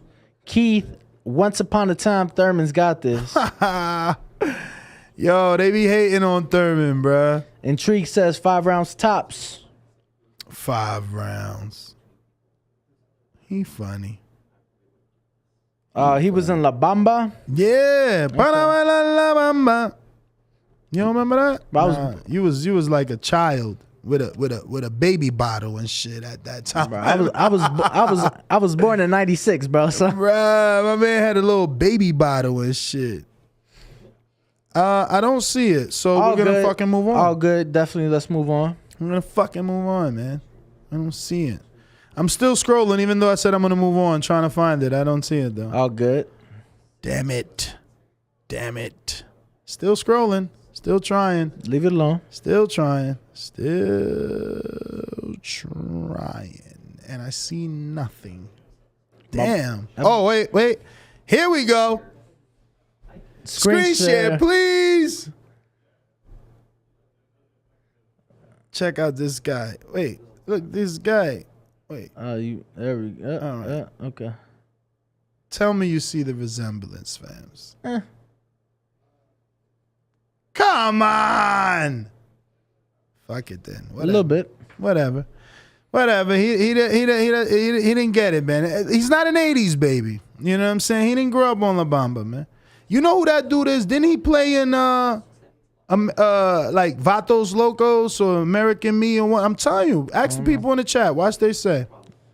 They said I missed 2 super chats. We going back. Like cook crack. Here we go. What we got? We got Mr. Steal Your Chin said, dude said PBC fanboys, laughing out loud emoji 2 times, because I can kick out $80 without blinking. Fighters I like to see is on PBC, not DAZN. And I still pay for their subscription as well. That's right. That's right. You're not a fanboy because you can afford to do something. You know what I'm saying? I get you totally. But I'm starting to take a stand, you know what I mean? Even though I would have bought this if I was home, I'm going to be real. I wasn't going to not watch it. I'm just not buying it because I'm going to it. But Bama Bo said Ringwalk Danny used to be pound for pound in Border Wars once upon a time. Shout out to Ringwalk. El Sucio says the show looks great. Shout out TBV. Shout out Sticky Paws Studio. Follow them on Instagram. Shout out Sticky Paws. We got Chris P. Bacon making me hungry. You know I ain't eat. I haven't eaten. I ate some vegan spaghetti this morning. This is what I'm saying. They don't understand. I haven't eaten. Like, got off the airport. Trav. Yo. You're supposed to have the catered food right here. Oh, you're right. Your silver platter and everything. Calamari. Calamari, fried, please. Chris P. Bacon says the WBO is wherever Bob offers. That doesn't sound good. Maybe whatever Bob offers? Whatever Bob offers? Okay. And you said Big Matthew. All right. Let's see here. Looks like I want to say that is Steve in Chicago in the 708. That is definitely Chicago. Chicago. I got a 708. Let me go to the man's intro here. And now where did I okay. My town up in K-Town. Hey, Daddy, this a dollar beat. I drink soda, I eat pizza. I hang out with chicks all day. You fight still can't beat me. They fighting every day, they in the gym every day. Just give me 6 weeks, and I got it. BoxingVoice.com. Steve, what's up, my friend? How you doing? I'm good. I'm good. Bro, I heard you guys got some hella snow in Chicago. Crazy. I got a foot of snow. Matter of fact, I was hoping you'd get to me because I got to go out there and take it off again. But you got a snowblower? Call in about something. Yeah. I just bought one of them electric ones, or battery ones. They were great. I love it. All right. Okay. They just charge the batteries and off you go. But I wanted to ask you, or I wanted to say something just to put it out in the airwaves. I've been thinking about this with PBC. You know, I know you promote Dazn, DAZN. It's a failed business model in America, Ness. And I know your other audience from the UK, they're going to say, oh, it's this, that. But here in America, the only content they're offering is boxing. Their goal was to come here and get other sports licenses. Remember Coppinger was telling you that? Mm-hmm. They're never going to do it. They're never going to do it because the relationships with the American networks are too deep with those other sports. They're never going to break from those relations. And if they do break away, they're just going to go to another American network. But what I seen a couple of weeks ago, I subscribed to Showtime, and their Viacom is really promoting this Paramount Plus app for people that are cutting the cord. And it's got all this content from like CBS, and you could bundle it with Showtime. It's for the same price. And they got sports content right now. They got like soccer, like Barack's, or I don't know who's dating that or who's married to that Kate Abdo. Yo, what the fuck happened? She does the soccer shows on there. So what I'm saying is if PBC, and this might already be in the works, the PBC brass might already be on this, they might eventually start putting boxing on this Paramount Plus app. Viacom's are, and they're really starting to push it. They're really pushing it out there for content, and it's got loads of content. It's comparable to ESPN from the fact maybe not of content of sports, but just content in general, So it's just something I'm putting out there. I got a feeling eventually you might see PBC shows on this Paramount Plus app. Well, let's hope. Let's hope, because that's the issue, right? They don't have a fucking app that works. They don't have an app that has on demand. Even Showtime sucks. Showtime will air something today, and it's not even there tomorrow morning for playback. It's insane. DAZN has it right when it comes to the app. ESPN slightly behind. I like the way the ESPN catalogs, but not the way that they display. The functionality of DAZN and their app is better than the ESPN Plus. Yeah, but DAZN also have so much less content than compared to ESPN. Of course. You get what I'm saying? Like, you could go watch a Ali fight, on ESPN Plus. They have just a bunch of content. We got a super chat from Big Fish Vega. It's Thurman fight week, and we've gotten back-to-back Spence shows. This is a Big Fish mania. Looks like we got Mr. PBC on Skype with a counterpunch cutting that line. Let's go ahead and bring him in. Yo. Bivol, Premier Boxing Champions presents Mr. PBC, baby. Anybody think they see some flaws in my game, call out. Hey, Buzz, stop crying, nigga. Join the team. Al Heyman is a blessing to the sport of boxing. The sun is shining, the checks stay signing. Fuck Top Rank. Good job, Al Heyman. Last time I checked, unification's Trump mandatory. Because Al Heyman and PBC offered me something bigger. Show me the money. I guess I gotta be like everybody else and saying Al Heyman. I can quit my job now, baby. SDS Promotions. PBC, baby. Seattle, Washington, what up? What it do? I heard you saying, they might go for Loma. I've been trying to tell these buckethead niggas back here that, when it comes to Haney, I respect him, but he wants his checky check, And I think Kambosos wants more than dude. I seen the video. He's like, no, I get paid more. I should get paid more. So I think, Ludabella's smart sticking with Top Rank because they got the money, plus they got the pay-per-views, and I think the pay-per-views is really the sell point in anything. But I think Devin Haney should try to work with Top Rank. So you think that they'll do a midday pay-per-view, because he's saying it's going to be in Australia. So that's going to be the same thing how it was for Pacquiao when he went and fought in Australia. I don't know about no midday or nothing like that. I'm just talking about the network that it's going to be on. I don't really care about midday, nighttime, morning. No, but what I'm saying is people are going to be more, we're used to paying for pay-per-views that come on, at night, versus if it's in Australia because of the time difference. In Vegas, that'd be like a 2 p.m., main event, 2 p.m. main event. Yeah, no, for us on the East Coast, that'd be dope, though. 7 p.m. at night is like 9 I a.m. believe, and with Haney's team, I respect them, but I think they just want the more money, and I think right now, the dude with the most belts should get paid the most, or Haney can still fuck with Top Rank and set up a deal to fight Kambosos over there. But that's my call, man. I'm going to wait until my boomerang come back. All right. I don't know, man. I don't know that we can say that the money's with Top Rank. I don't see how. Me neither. I mean, you think Loma made more to fight Comey than Devin made to fight Jojo Diaz?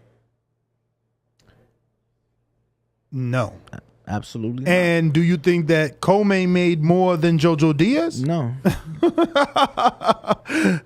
Because, matter of fact, do you think Loma made more than Devin? No, I don't think. Exactly. That's why I don't know what he's talking about. But look, I think he was saying it because of the pay-per-view that, you could get a pay-per-view with ESPN versus getting one with DAZN. You get what I'm saying? But why do I care about pay-per-view if I'm getting that guaranteed money? I mean, if Canelo didn't care about pay-per-view, if it was good enough for Canelo and it's good enough for AJ, shit, it better be good enough for whoever we talking about.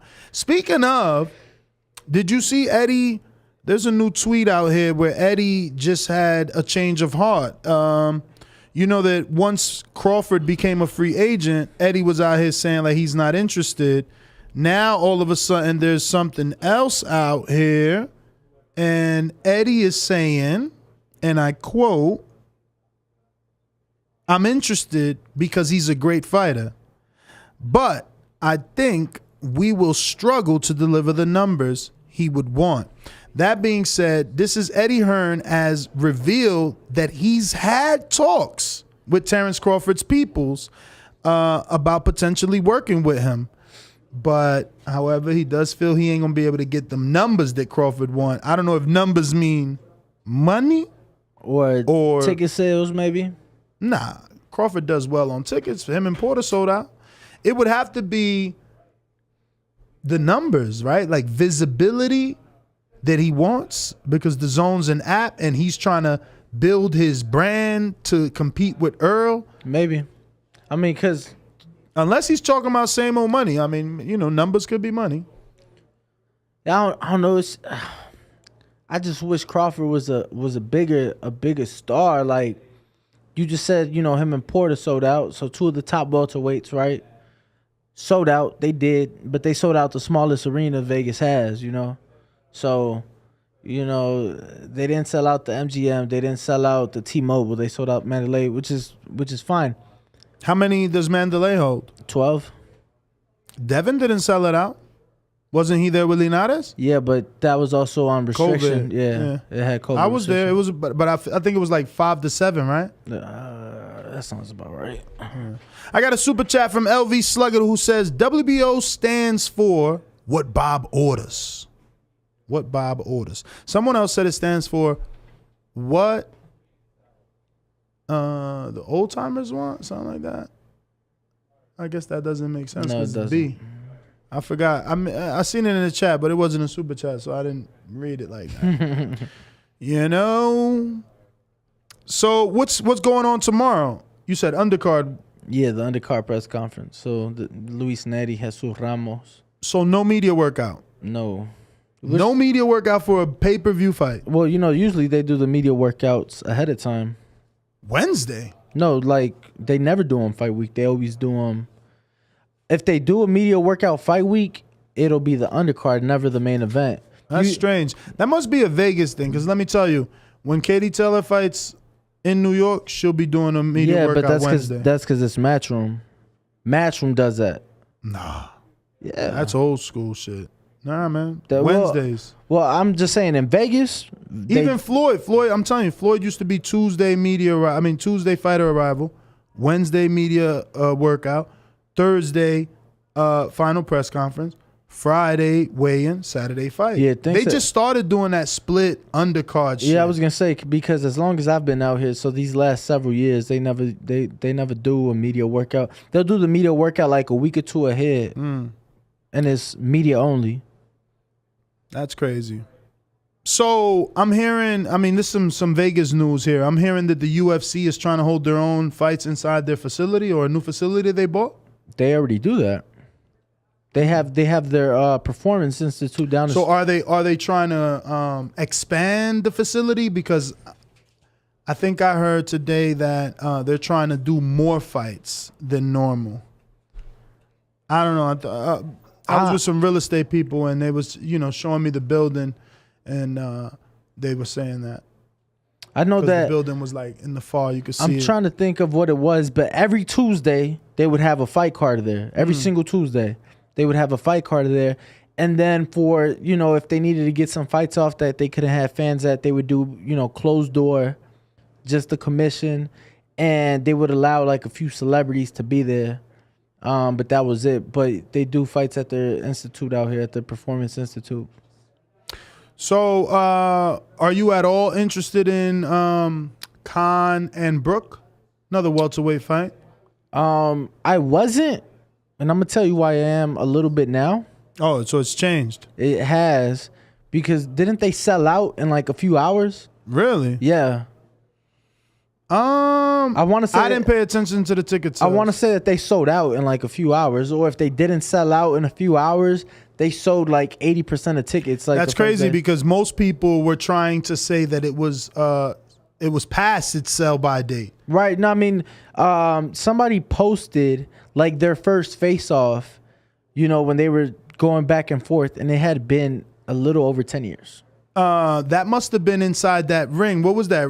Toe-to-toe podcast or ring to ring? Some shit. Remember they used to, it was like a, you don't get it. That's crazy. You never, was it inside of a ring? No. It was like in front of a ring. Like a studio set ring though. Not a real ring, like a studio set. Like you could tell it was makeshift, like if we had a ring in here. But I got a Cash App from Hawk in Maryland. Shout out to Hawk for saving that 30%. YouTube be raping us. He says, yo, Ness, Barrios looks a lot bigger than Keith. Is that true? You seen him firsthand, no? Yeah, he does. But bigger, taller, or bigger, like? So, couldn't really tell as far as, like, physique. Mm-hmm. Why, he had a jacket on? Yeah, it's he had cold a jacket out on. here, man. What's up with Vegas being so cold, bro? It's the beginning of February, bro. It's called winter. Comes after fall, before spring. But it's Vegas. It's winter. It's winter in Florida. Bro, I'm not like, this cold. It's like over the weekend, it was like 38 in Miami. Like once in a blue moon. And that was probably in the morning. I bet you by fucking 11 o'clock, it was like 75 in Miami. You're lying. No, I'm not. They had the. It was never 38 at night. I'm not saying that night during it, but I'm saying I know it was really cold because they had the big winter storm hit the East Coast. But what I'm saying is it's wintertime, bro. It's not Miami. You can go skiing about 45. Mount Charleston or something like that? Mount Charleston, about 45 minutes, an hour away. It's definitely a little nippy. It's Barrios. nippy. I brought a jacket. Yeah, I mean, I have a jacket. I brought a jacket this time. I packed the last time it was only hoodies. I said, you ain't get me this time. Yeah, I mean, I like to keep a jacket in the wintertime. But Barrios was definitely taller than Keith. Keith needs to go bald, bro. Like that hairline looking crazy. Wild. Like, I know I'm balding, which is why I got the shortcut now. But geez, man, that was wild. Yeah, he need to get rid of that for sure. But Barrios was saying that making 47 ain't easy either. He's like, it's easier than 40, but it's not easy. I mean, it's never easy, bruh. It's never easy. Yeah. And obviously these guys are trying to get an advantage, man. So, you know, they're trying to lose as much weight to be in a certain division to have some sort of advantage. We'll see, man. We'll see, because some can argue that Thurman is getting a healthier Barrios because he doesn't have to make, you know, those 7 less pounds. So we'll see. It's just, again, a bad thing for Thurman. Because now if Barrios goes in there and overperforms, Lord. Super Max with the Super Chat. With the Super Chat. Put money on B-sides this weekend. Upset alert. Uh-oh. So you think Leo's gonna lose too? I don't even know who's Leo's fighting. This is how sad this pay-per-view is. He's fighting Keenan Carbajal, the nephew of Michael Carbajal. And he basically said at the press conference, like, screw his uncle. He said, because his uncle's picking against him. Yeah. And he's like, he's never been in my life to begin with, blah, blah, blah. It was pretty funny, though. Bruh, but this is the hilarious thing. It's like, just like that last dude that fought Charlo. It's like, you're not even Fernando. You're his nephew, bruh. Like, you know, and this guy's not Carbajal. He's like, oh, man. Whatever. Yo, they're making fun of my balding. And they said balding. He said balding at 26. Damn, I'm 25. Damn. And then OTKP said you're a year away from looking like Nathan Gorman. Bro, yo, and Dan, y'all don't even understand. Danny, it's got to be the military, bro, because you was so much thinner. Yeah. No, I'm gonna be honest with you, bro. They had you peeling them potatoes. He was eating them shit. Nah, when you start making some good money, bro. I was drinking good. I was eating good. You know, I was able to have steaks a couple times a week and gain some weight. Nah, man, the good life. But no, I'm on a diet right now. I had vegan spaghetti for breakfast, that was my leftovers from last night. I had vegan spaghetti for dinner, which was my dinner now is around this time actually. So I'm being told Khan and Brooke sold out in 10 minutes. In minutes, yeah. and I'm being told that Leo's going to sleep. Leo is going to sleep. You imagine if Leo is done and he can't take punches no more? He was talking about fighting, what's his face next? The one that just beat Gary Russell. I can't pronounce his name. No, he not. That's what he said. Maxwell? No, he not. That's what he said. Leo better stop. Leo funny. How you gonna bang with that dude? Whatever. Listen, I just want to remind everybody there won't be an evening show tomorrow as the studio is not available. So we will be doing the morning show tomorrow morning at 9 a.m. Eastern, which is 6 a.m. West Coast. I'm waking up early on the West Coast just to keep it going. So where's that going to be? Right here. Here? Right here. You coming through? I'll be here. Oh, shit. Pick me up then, because I hate fucking Ubering. Yo, don't forget to hit that thumbs up button. You know it's going to help with the visibility of the show. It's going to put this particular episode in the eyes of other boxing fans. They're going to see this beautiful, luxurious studio with lighting and cameras and like all the good shit, man. All the good shit. We got ring card girls over there with big boobs. I can't show them to you because this is, PG-13 right now. No, I'm joking. That's actually the marketing plan, bro. That's the marketing plan? Yeah, just get girls with big boobs. Make sure we get... Would that work? Make sure we get a diverse group, though, Okay. Yeah. Yo, speaking of females, isn't Franchon Cruz, when is she? She's on the Katie Taylor Serrano on the so card. they're doing 2 Undisputeds on one night. On one night. Oh, wow, that is historic. On one night. They're trying to shake up the ground. I like it. That's crazy. Wow. I didn't expect that. I didn't know that either. Yeah. Shout out to Eddie for signing her. She got released or got herself released from Golden Boy. Yeah, they ain't doing nothing, so might as well. That's what I'm saying. They ain't doing none of that. Yeah. Shout out to Eddie. Just shout out to Eddie really for pushing this women's boxing. Yeah. I mean, Bumgardner, McCaskill, Taylor, obviously making the fight with Serrano. Cruz but he never signed Shields. Is it a Dimitri Salita thing? And he lost Savannah Marshall. How do you lose Savannah when you know if you can't sign Shields, at least have the other piece, right? Like that's what PBC, they got Errol, not Crawford. Like he lost Savannah Marshall. Wasn't she with? She was with Frank, then she was with him, and now she's with Boxer. Both of them. Clarissa's with Boxer too. Who was it? I thought she started with Mayweather. Who was it that Nick Hennessy. Yeah, she did start with Mayweather. She started with Mayweather. She started with Mayweather. I thought he so. signed her because she beat Clarissa. Right. He did nothing with her. So then she went to Mick Hennessy. Hennessy had her for a little bit. Then she did some shit with Frank Warren. And then ended up with Matchroom. And now she's with Boxer. Damn, that's a lot of promoters. Sheesh. You only got a few that, you really hear of. But yep, so today we had the Thurman Barrios press conference. That'll be up any moment. You ain't send it to me. We doing the show. I know. Yeah. You need to send it to Canna. My man never CCs you, Canna. Get at him.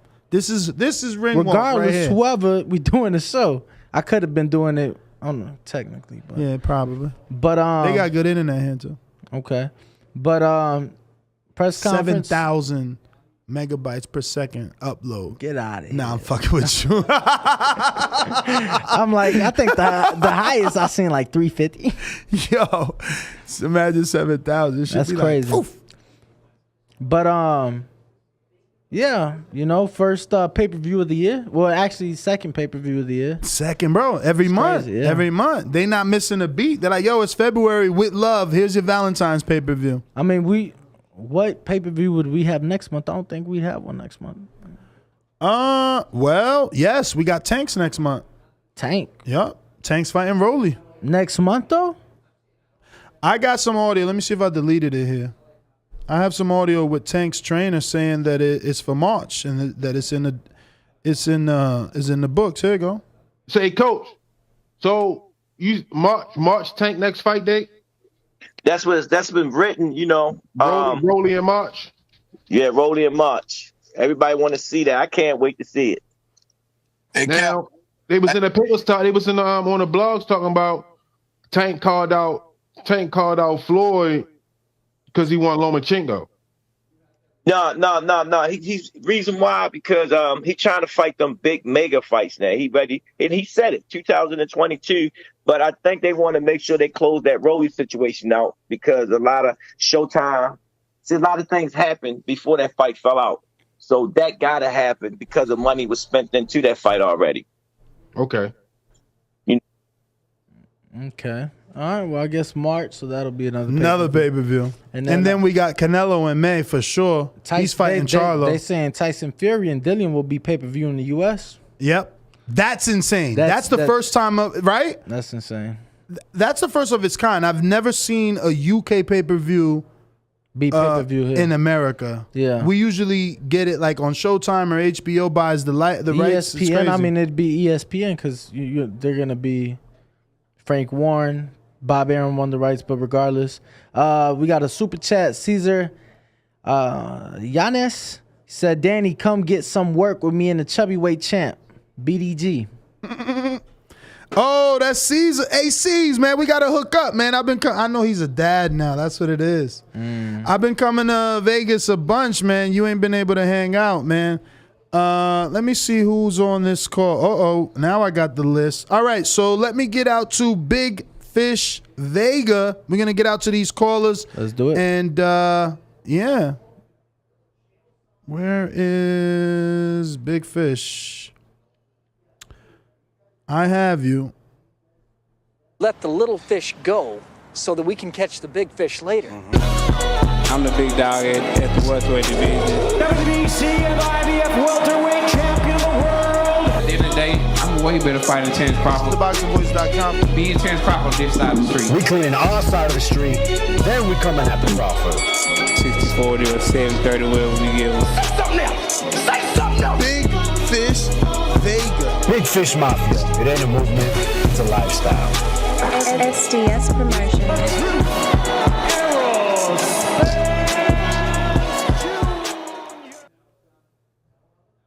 Good evening, good evening. Can you hear me? Yes, sir. What's going on, my friend? Oh man, just loving the Spence headline shows, man, back to back on Thurman Fight Week because we don't really care about this pay-per-view. Let's keep it going, man. Did you hear the news? Thurman's fight, they're gonna wear 16-ounce gloves with headgear now. It might be an exhibition. But, it's gonna be an exhibition. But I didn't catch the first hour of the show. I was in the gym. What did Tim Bradley? What did he say? He just basically saying that Ugas is the easier fight for Spence. Okay, I mean that's true, but like Spence been saying, gonna play his side of the street. No tune-ups, no easy fights. It may be an easier fight, but still a complicated one. He did beat Pacquiao. Gonna get that third belt. Gonna chill a couple months. Go ahead, fourth quarter. We're gonna take Crawford's belt, undisputed. Go to 154. The Charlos, they little subdivision of Big Fish Mafia. I was lying only. Shout out to them. And we're going to probably get some belts there, man. And be one of the best fighters ever around, man. That's it, man. That's all I got, man. Appreciate y'all. All right, brother. Appreciate you. Thank you for calling in. Florida, stand up. Let's see who else is on the Skype. We going out to Cincinnati. Hello, ladies. Anybody that know me, I've been a player, whether it was in Alabama, Ohio, or anywhere around the globe. TheBoxingVoice.com. I've been smashing Telly Swifts, man. I didn't have to become a millionaire to get that caliber of woman.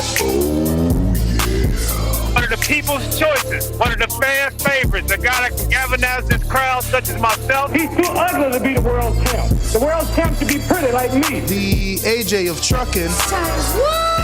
Yep, Brandon in Cincinnati. SDS Promotions.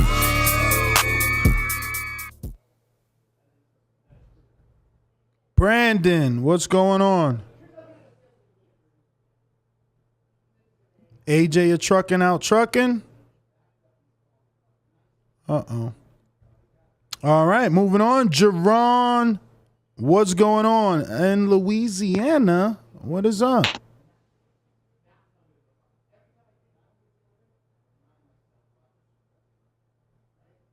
Gotta hit that unmute button, champ.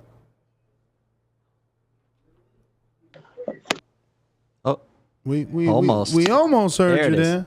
All right, I got it now. You got it. And you sound so much better on Skype over Blog Talk, by the way.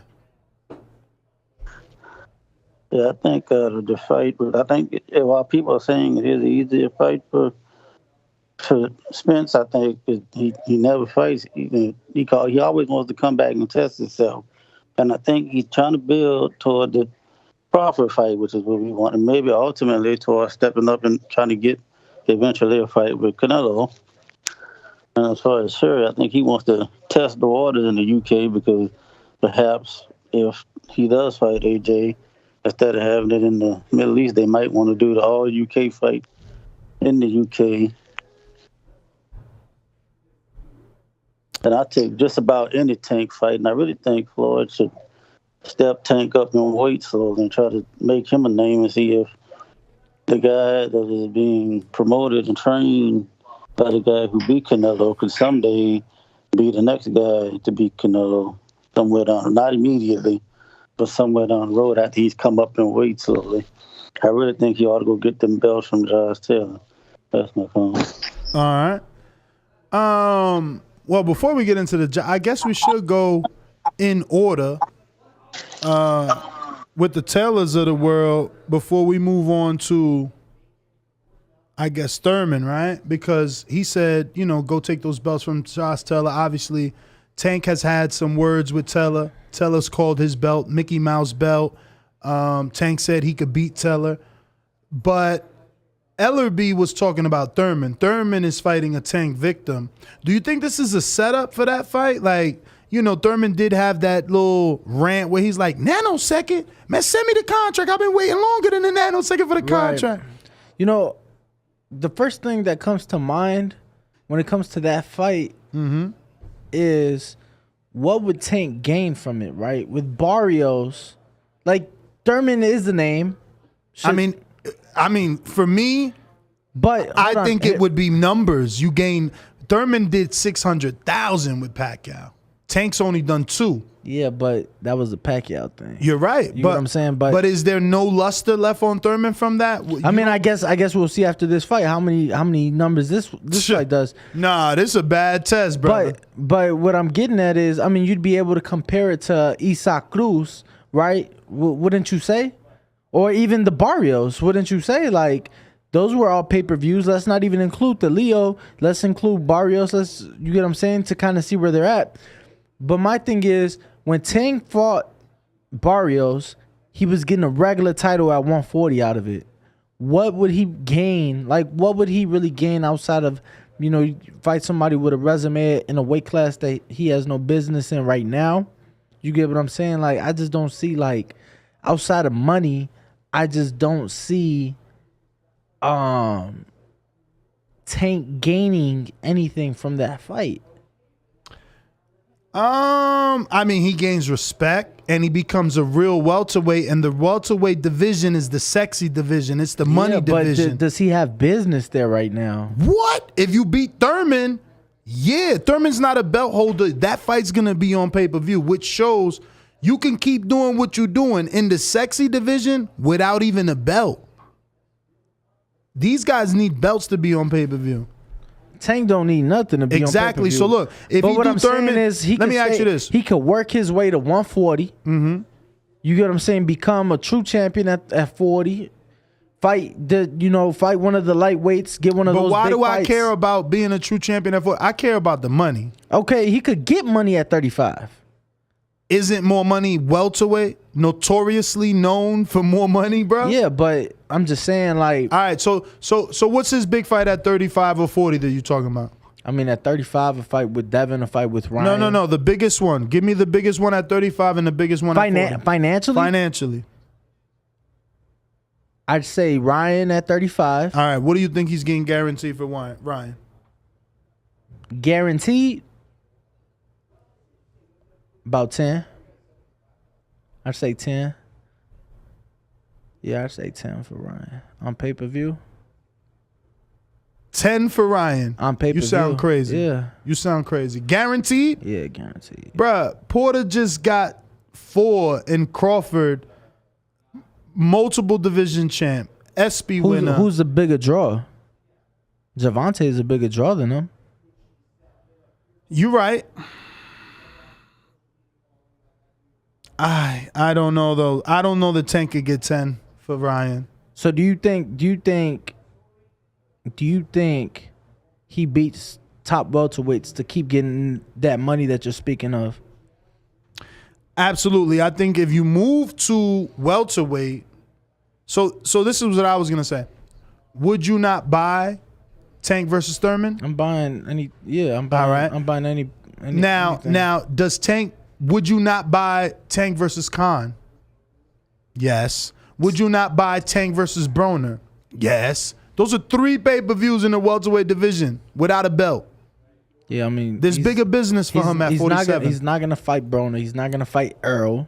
I ain't say Errol. Yeah, no, I'm saying. And he will fight Broner. We both know he'll fight Broner. Him and Broner ain't nothing like they used to be. Ain't nothing like they used to be. Nothing like they used to. Guess I bet you that relationship ain't even what we thought it is anymore, because remember, Broner allegedly, and I'm using air quotes, found Tank, and he ain't got no parts of Tank now. So I don't know. I don't think he should move to 47 next. I mean, it's a strategic move. It's a money move. That's where the money's at. You know, Yeah, I don't but see him making 10 million versus Ryan. Nah. Ryan's never been on pay-per-view. All his fights been on DAZN. How the fuck he gonna make 10 million versus Ryan? So if you had to put a number on it on that fight, what would the number be? For Tank versus Ryan? Yeah. For Tank's guarantee. Again, earlier I said I don't believe, I could be wrong, but I don't believe Tank has ever been given 5 million guarantee up front. I don't believe that. Okay. I'm not sure. So because of that, I believe this fight might be anything close to that. It still could be less. It still could be. Listen, he's just so young. Like, why move him straight to 47? Because there's more money there. Right now, maybe so, but he still could make good money. Bruh, do you not think Tank could beat, and won't you buy him versus Berto? Yeah. All right, then. That's why you move him up, to make the money. I get that, but I'm saying this. That's 4 pay-per-view fights we talked about with no belt. None of them other dudes could do that. Porter can't do that. Danny can't do that. Crawford absolutely can't do that. You know what I'm saying? Nah, maybe for sure. Thurman. I mean, excuse me. Maybe Errol could do it if he loses them belts somehow. Yeah. I don't know, man. The welterweight division is where the money is notoriously. If you're not a welterweight, you want to be a heavyweight. No one's ever wanted to be a lightweight. I mean, Javante, he's making money. I'm sure. Yeah, he's making but money. I bet you nobody in this room could Google him making $5 million guaranteed up front. What's his biggest fight? Barrios? Nah, Leo. All right, Gotta all right. be Leo. Google his Leo purse. I guarantee he ain't make $5 million up front. Meanwhile, Derevyanchenko was making that as a mandatory. That's why you move up. That's why you move up, because these other dudes is... Look, Dillian White never won a world title. How you think Tank feel? This dude never won a world title. He about to make $9 million. So guaranteed? No back-end pay-per-view money? Shit, Tank better be furious.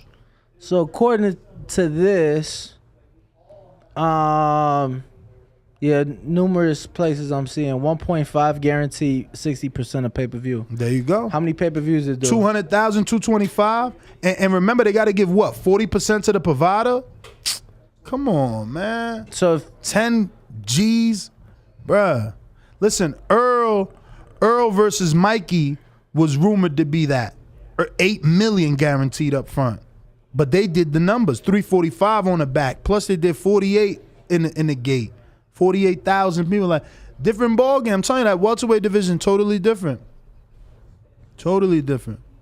If you want that big money, you want that big money. I mean, look at Crawford. He made 6 in the welterweight division versus Porter with 3 losses. So with no belt. If these, and I'm seeing this on numerous sites saying this, if this is true, what are you seeing? What are you seeing? That he got 60% of the pay-per-view revenue. Okay. So that means that he made 10 million in that fight. Nah, because you ain't factoring in the provider. That pay-per-view was a Showtime pay-per-view. Right. So Showtime got to get their cut. At least 40%. So So could it be 40 possible? Could it be possible that they got a fixed fee? No, that the 40 went to Showtime and the other 60 went to Javante. Impossible. What about Al? What about Mayweather? What? Tank get all that. What about us? I'm just I'm just asking because I know. Because like I said on numerous sites that this site said he got half of it, half the pay-per-view. Yeah, but again, look, let me do some math now here. Boom. Where my calcy? Pull out the trusty iPhone calculator here. Where'd that shit go? All right, we're going to search it then. So on Complex, which is a very well-known and respected site, they say this was for Barrios. 18 million is at 225,000 pay-per-views. You gotta divide at least half of that going to Showtime. You just said 40%. I mean, 40, 50, I mean, because you know what it is? I think it was Lou, Bob, or some other exec we had on the show, and they said that it's not 50% no more. That, that was a long time ago. I think it was Bruce Trampler maybe. Okay. When he was talking to the Wilder Fury not being a success. So yeah, they got to share that money with the cable provider. So even if it's not 50%, let's say they got to take home 10 million. Is it the cable provider or is it the network? Well, the same shit. Not really, because my cable provider is Cox, but the network is Showtime. True. It's with the network because Showtime is investing the money. Right. I'm sure Showtime cuts the cable companies out because definitely, because when they promoting those pay-per-view fights, they buy my fight on AT&T Uverse, buy my fight on. They're doing it for all the cable companies. So yeah, man, it's a business, man. It's a business, and if he wants that real big check, he knows where to get it at, and that's the welterweight division. I'm going back to the phone lines. I got looking like, is this LV Slugger? Only time y'all see me in Rays is when I turn into the Bronze Mama.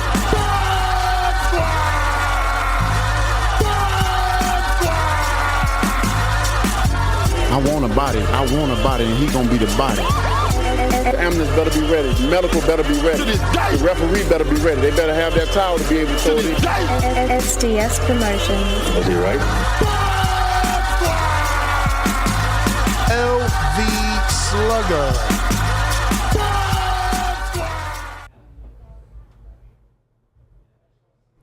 LV on Skype. What's up?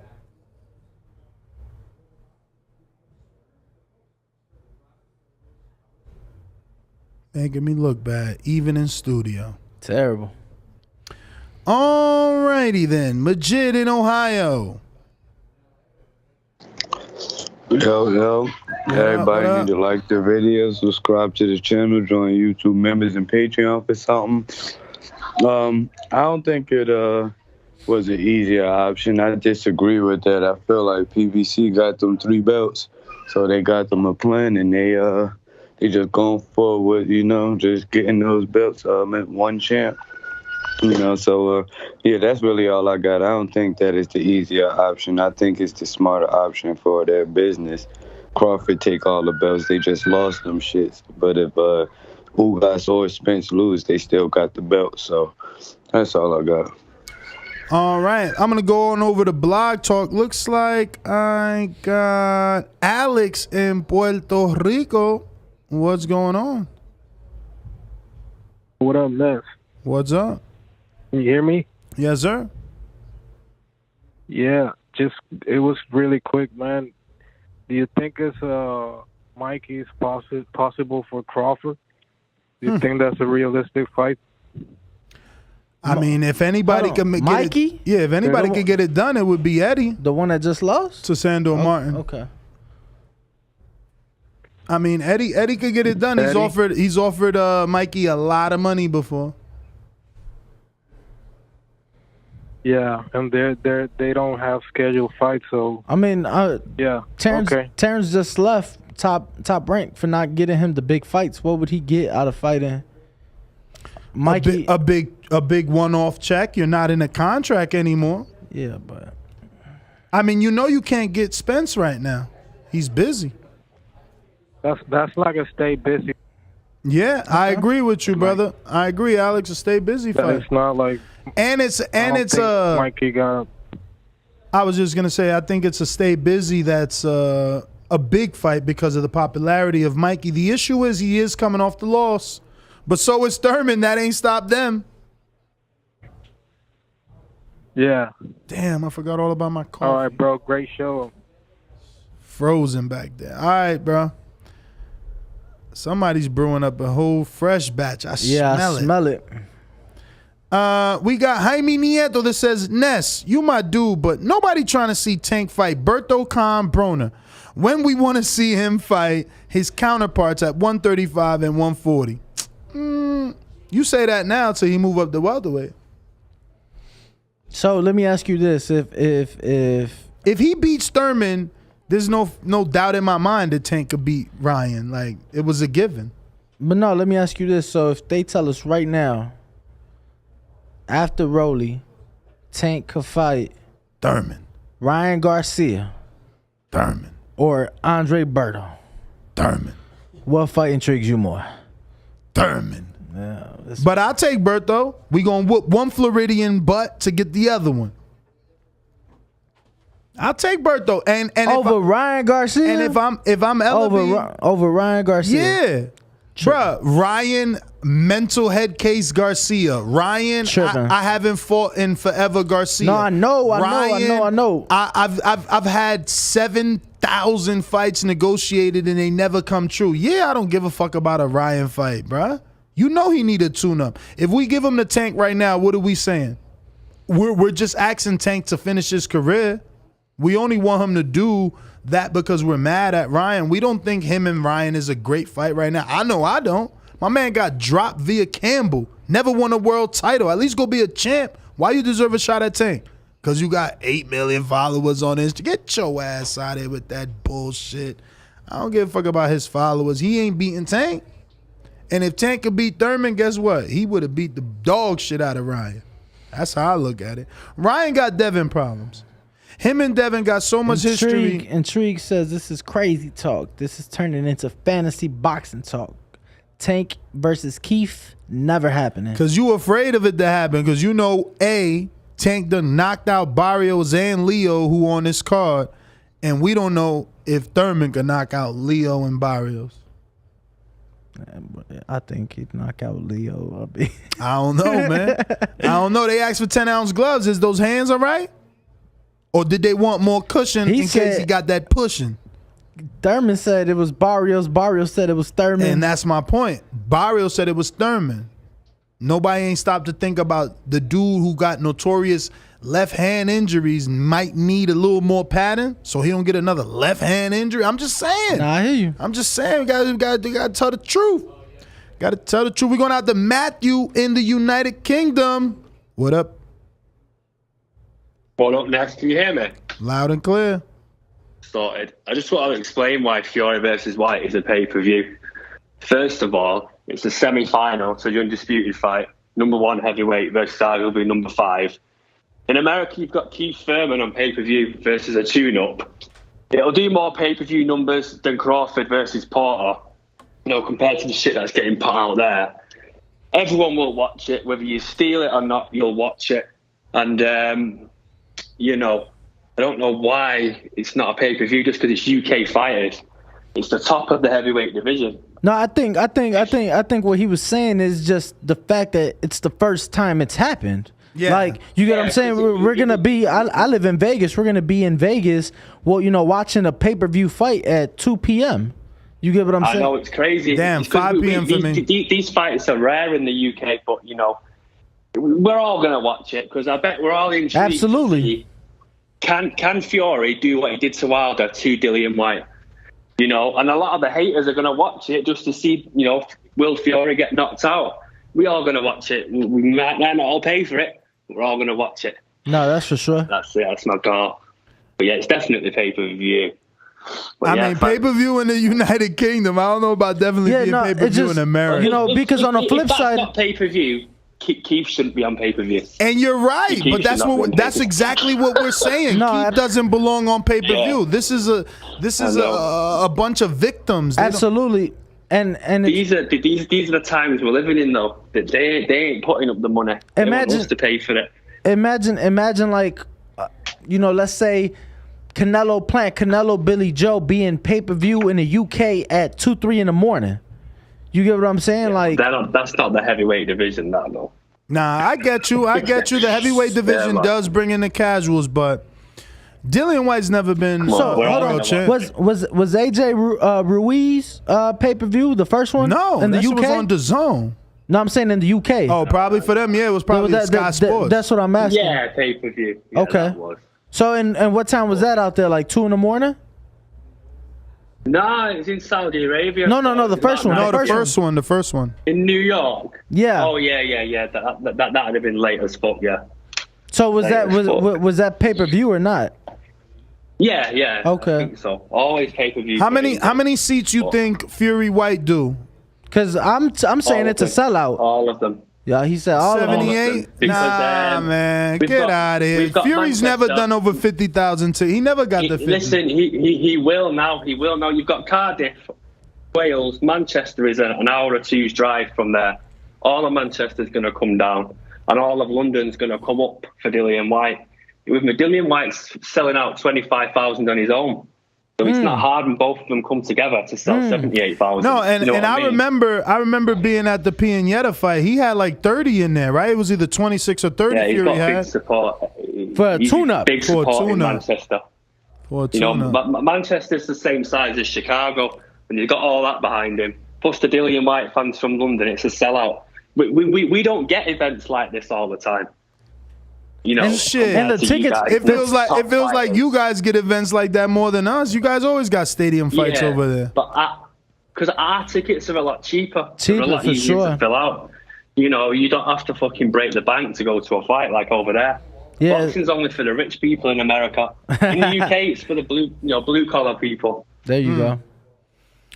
Well, all right, That's how Big it should Mac. be in America. Well, thanks for the call.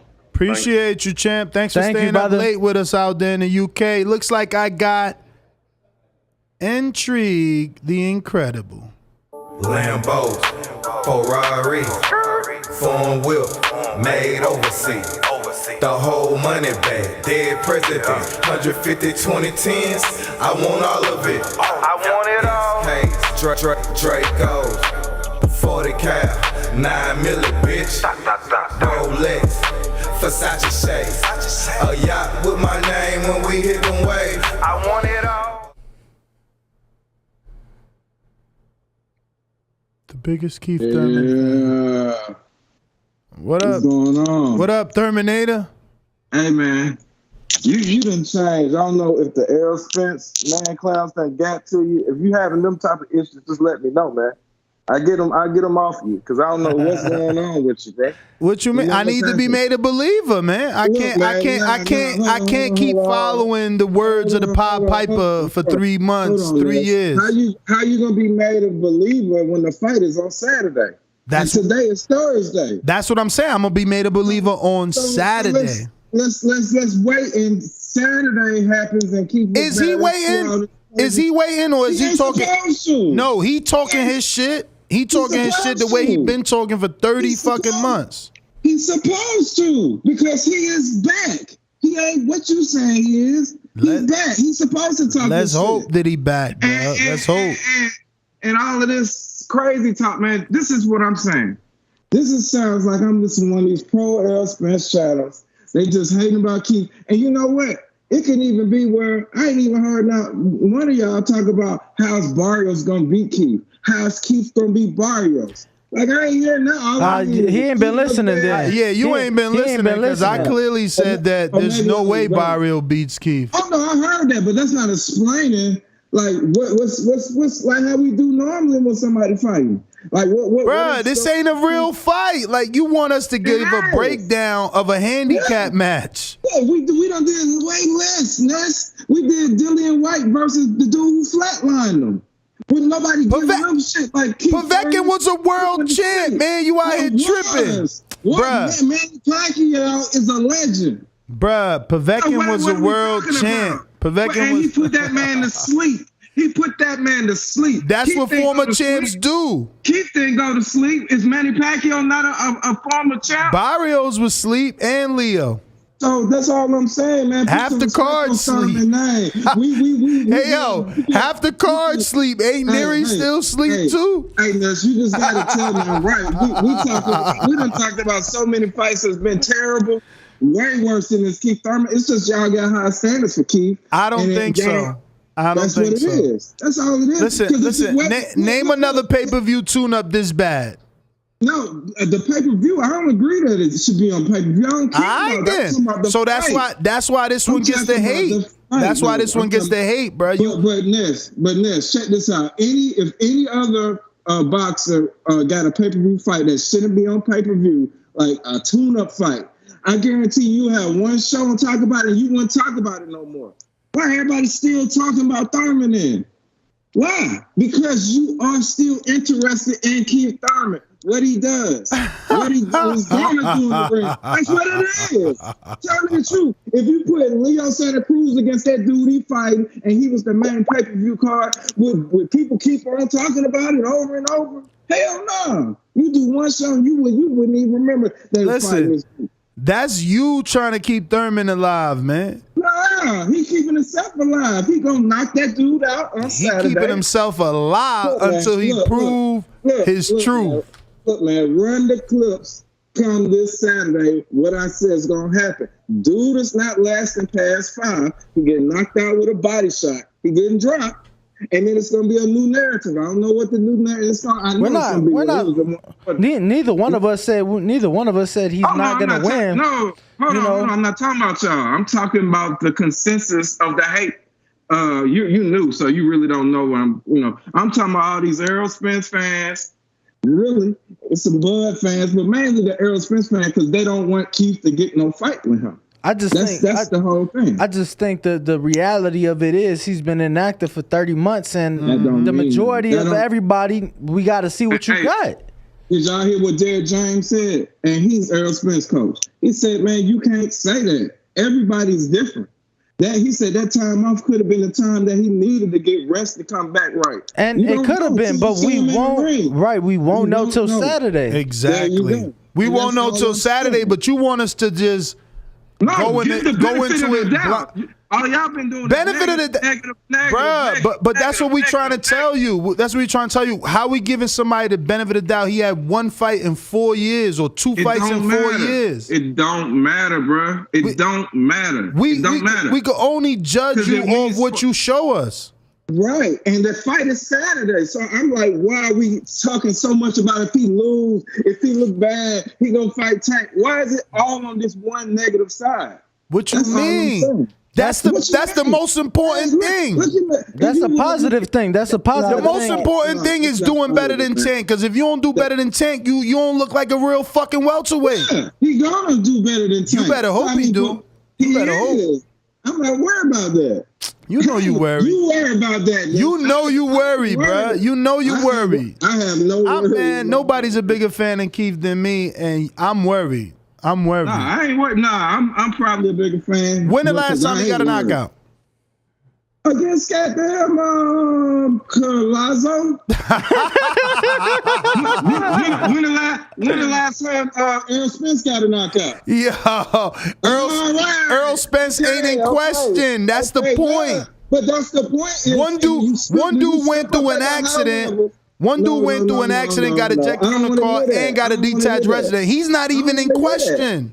It's your man that's in question. I don't want to hear he went through an accident. But when I don't want to hear none of that crap. If you're gonna ask that, when's the last time Errol Spence fought somebody of a Mario Barrios caliber? Never. a Mario Barrios caliber level? Never. Like that's not the thing. never. I mean, Mario Barrios is all right fighter. This is a tune-up fight. But when is Errol fought Errol him? ain't take no The tune-up. last one, he's fought. Lamont Peterson was a washed-up. Man, get out of here. I gotta go, Intrigue.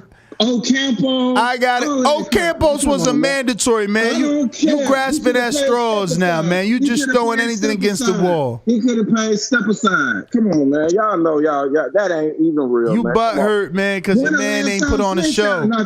Tell your man put on a show. If he want to be one time, he better put on a show. Hey, man, I ain't worried about it. I put my money where my mouth is, though. All I know is he was offered real welterweights and he took the 140 pounder.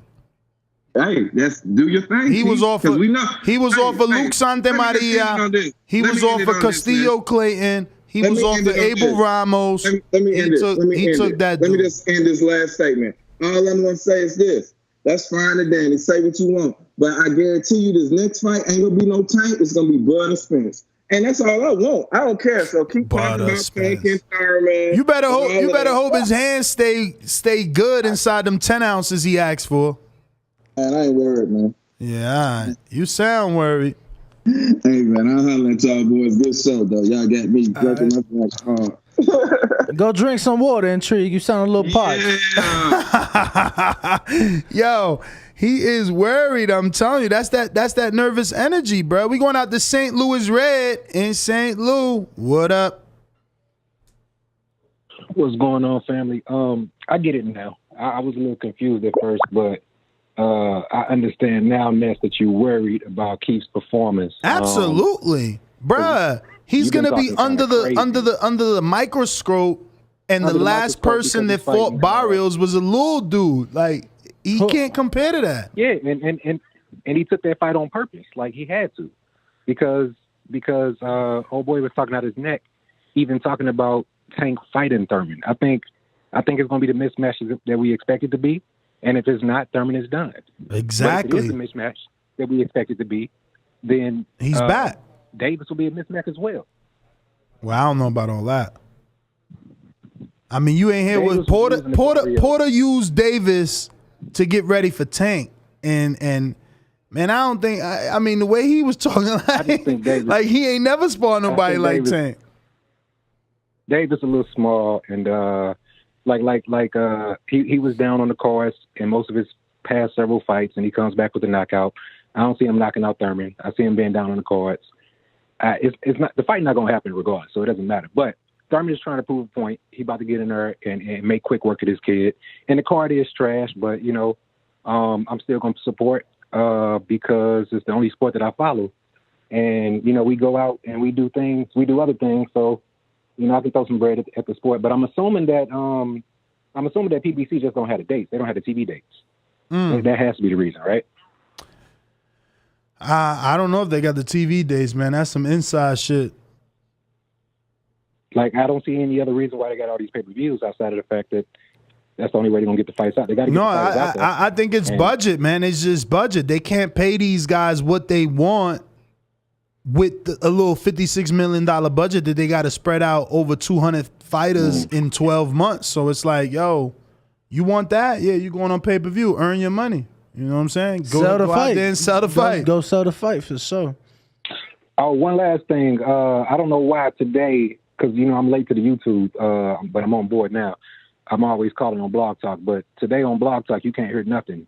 I can just hear you guys. So the callers, when they call in, I don't hear anything. Okay. We'll get the producer, Young Trav, to get Skype and Blog Talk to play well. All love, fellas. I'm going to be out in Vegas soon, so I'm definitely going to check you out, Ness, if you're still out there. For sure. We going out to Alabama.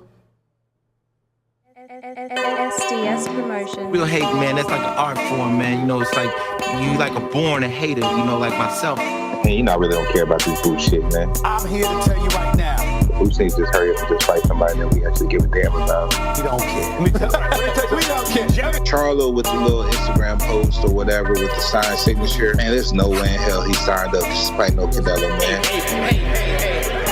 Two other knockdowns that Wilder been knocked down and the footage been scrubbed off the internet, man. We all know that too. Winner of the 9th annual Player Hater of the Year award is James Benitez.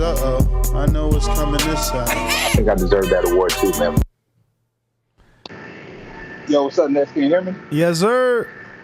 Yo, man, how's everything, man? I just caught bits and pieces of the show, man, but this Keith Thurman slander, man. This shit got to stop, man. I thought you was your homie, man. Yo, he is my homie. That's why, see, I'm the real friend. I'm not intrigued. I'm telling the truth. I got to tell him what he need to hear. Make sure he know he got to go out there and show everybody he back. If he anything less, he done. But come on, man. This whole tank comparison of how he performs or whatever, man. That shit got to stop, man. Why? Why? I mean, come on. We compare. Listen, we compare every Floyd performance to every Pacquiao performance when they fought common opponents. That's how we do. That's how we do. Man, you know damn well, man, that Tank would get his ass clipped, man. If he was to step in the ring with Thurman, man. I don't know that. I don't know that. I don't know that, especially after Sean used Tank for sparring for the Crawford fight. I don't know that. I mean, everybody. Porter came out of that sparring talking different, and Tank came out of that sparring talking different. Tank was like, ask Porter. Like, you wasn't there, wasn't you there? Look at that. Look at that. He was in there. I forgot you was in there. And Keith put hands on Porter, man. So that still ain't no good barometer. That is a good barometer, because now Tank know how he could do. Now Tank know how he could do. That don't mean shit, man. Okay, so he put hands on the man that lost to Thurman and everything. So you thinking that he can beat Thurman? That's probably what he's thinking. That's probably what he's thinking. Listen, man, Tank, where there's smoke, there's fire. There's no reason Ellaby was saying all that he was saying just on his own. Yo, Tank may talk slow, but he ain't that damn slow, man. He ain't believing that shit his own. He could talk slow, but he don't move slow according to everybody to get in the ring with him. Man, whatever, man.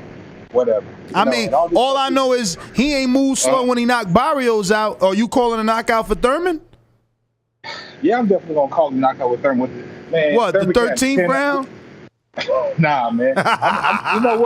You know what, Ness, man? I'm gonna go ahead and go with 7. I'm gonna go with 7. Oh man, y'all tripping. Don't put no money on it. But if you do, use my code BETTBV on mybookie.ag. You got you, man. We'll give you the kickback, of course, man. Other than that, man, good entertaining content as always, man. Man, I saw you talking a little Ryan slander and shit, man. Ryan's gonna mess around, come be the cream of the crop of that class. Can't wait for him to spark the boy. By the time Ryan come through, everybody's at 60, man. I mean, like, look, man, you talk about Ryan don't deserve a championship fight or whatever, man. His popularity, being himself, man, shows that he is worthy. That's the reason why Jake Paul's the biggest star in boxing right now. Bruh, if the difference is Jake Paul. The difference is Jake Paul showed boxing promoters, specifically Eddie, that he could sell pay-per-views by doing his own. Ryan ain't done shit with his social media numbers. They haven't even taken a chance on him. Where's his pay-per-view? You can't sit here and act like Ryan hasn't attracted a new audience to boxing. You can't sit here and act like. I'm just saying. Hey, look, I bet y'all anything. More little kids and everything. They know more about Ryan Garcia than they do know about, I'll say, Devin Haney. Look, I doubt it. Devin out here dating Black China and man, more little kids know India love. That's who he with now. But bruh, what do you think these kids is following? Do they know Ryan from YouTube and TikTok, or do they know him that he's a boxer? They know him from Abercrombie and Fitch. They know him from both. Y'all boys full of crap. Anyway, I'm out, man. Nah, man, appreciate the call. Nah, actually, they might know him from Tank saying that he making payments on that Ferrari. That's what they might know him from. I paid attention that day on Twitter. He was saying, "Damn, you still making payments on that Ferrari, you know?" So I don't know, man. I don't know how you got all these followers, you got all this fame. People think you a superstar, but your promoter hasn't even tried to put you on pay-per-view. Like, it's not even been a failed fight that was supposed to be. Like, at least Broner McDonald was supposed to be pay-per-view. Where's Ryan supposed to be pay-per-view? These dudes out here be lying for Ryan. Like, no, he's going to make all these numbers. Why hasn't the promoter taken a chance then? Something they know that we don't know. Something they know that we don't know. Them analytics ain't right. Is all I could think of. But I got Info Joe over here on the West Coast. What up?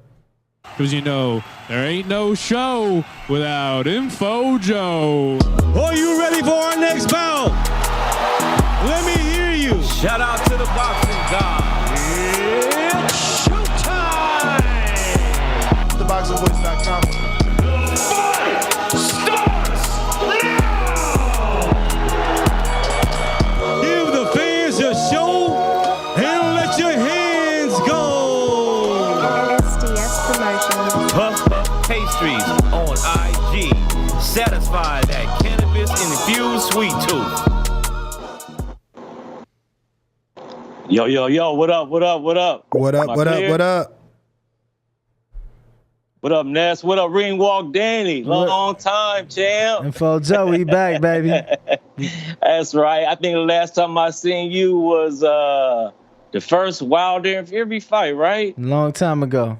I didn't put on a few pounds, man. I see you, brother.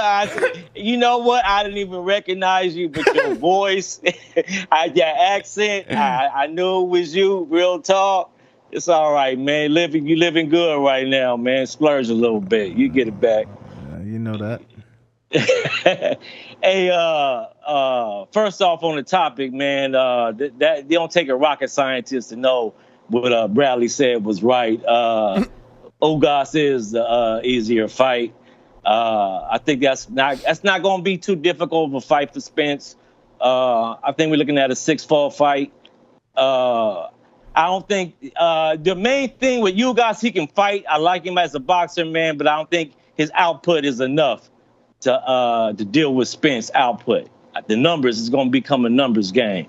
Now on to Keith. Ness, you tripping, man? You just throwing Thurman under the bus, man? What you mean? So you man. just believe everything he's saying? Like, you ain't trying to watch the fight first?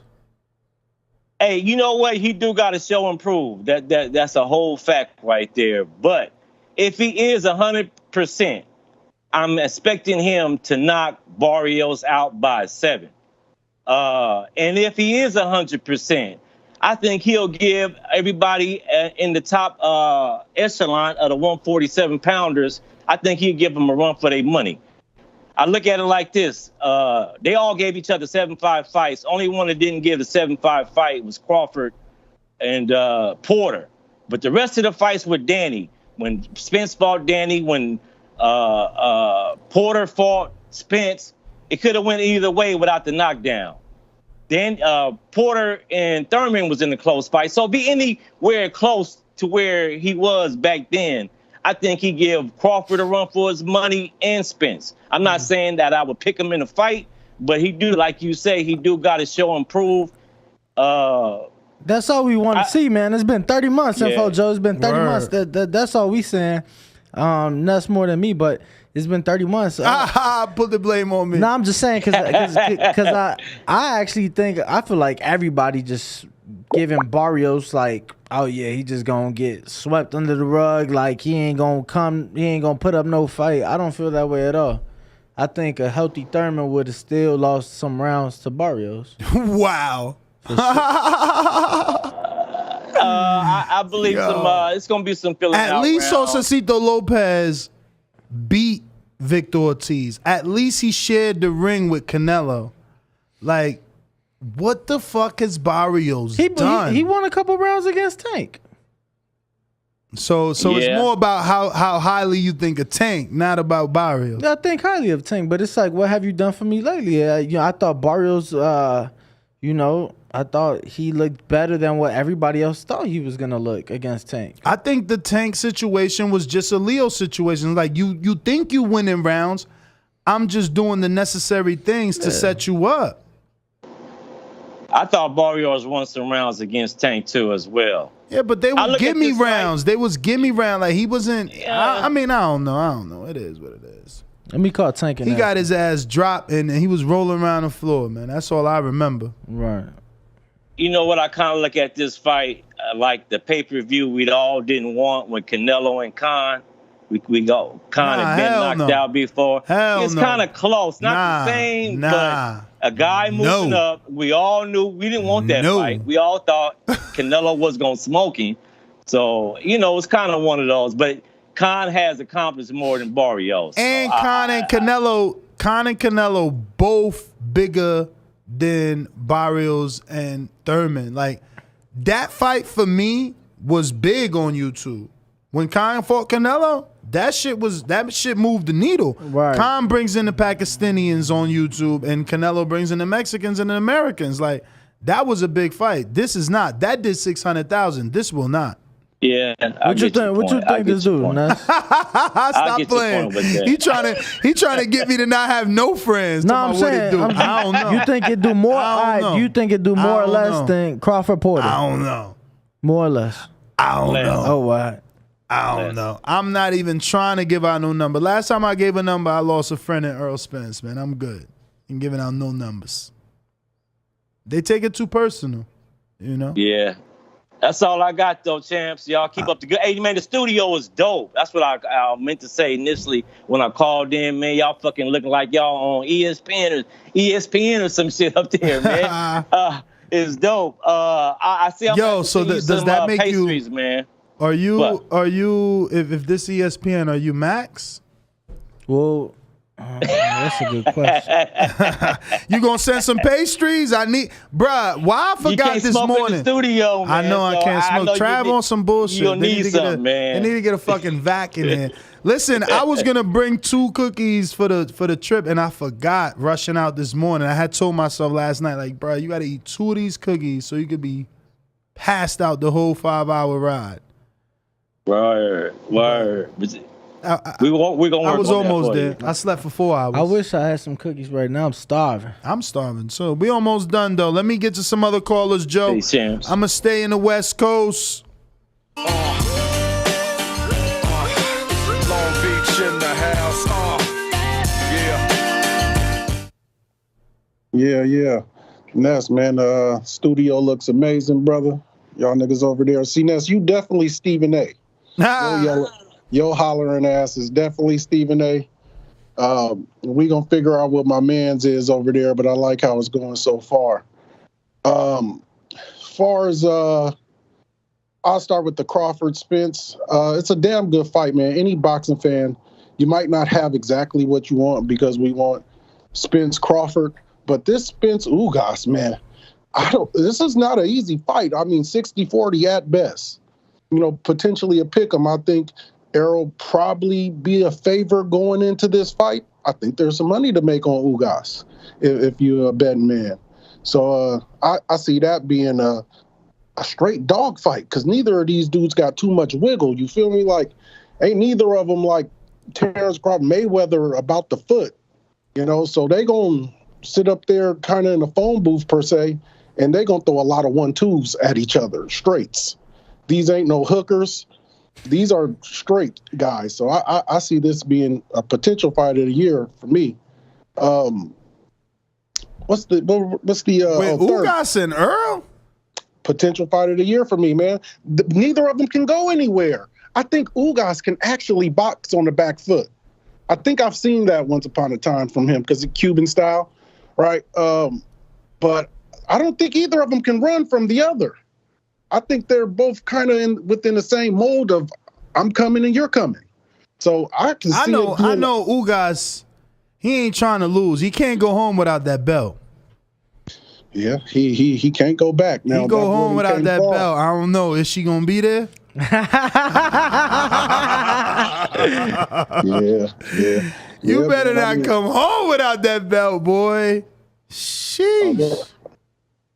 Yeah, I feel you. He done came too far to lose now. So this is gonna be a hard dog to put down, man. And that all the more goes to what I'm talking about. Errol, he'd feel he can't lose either. You know, he don't need that L on his record. So, because we got some big potential fights in the future. I just hope his eye. I just hope, because it's so hard to come back from an injury like that. I mean, according to his sparring partner yesterday, he told us that Errol's eye is 100%. He's punching stronger than ever. He's faster than ever. I'm like, is this the truth, or are you fluffing it?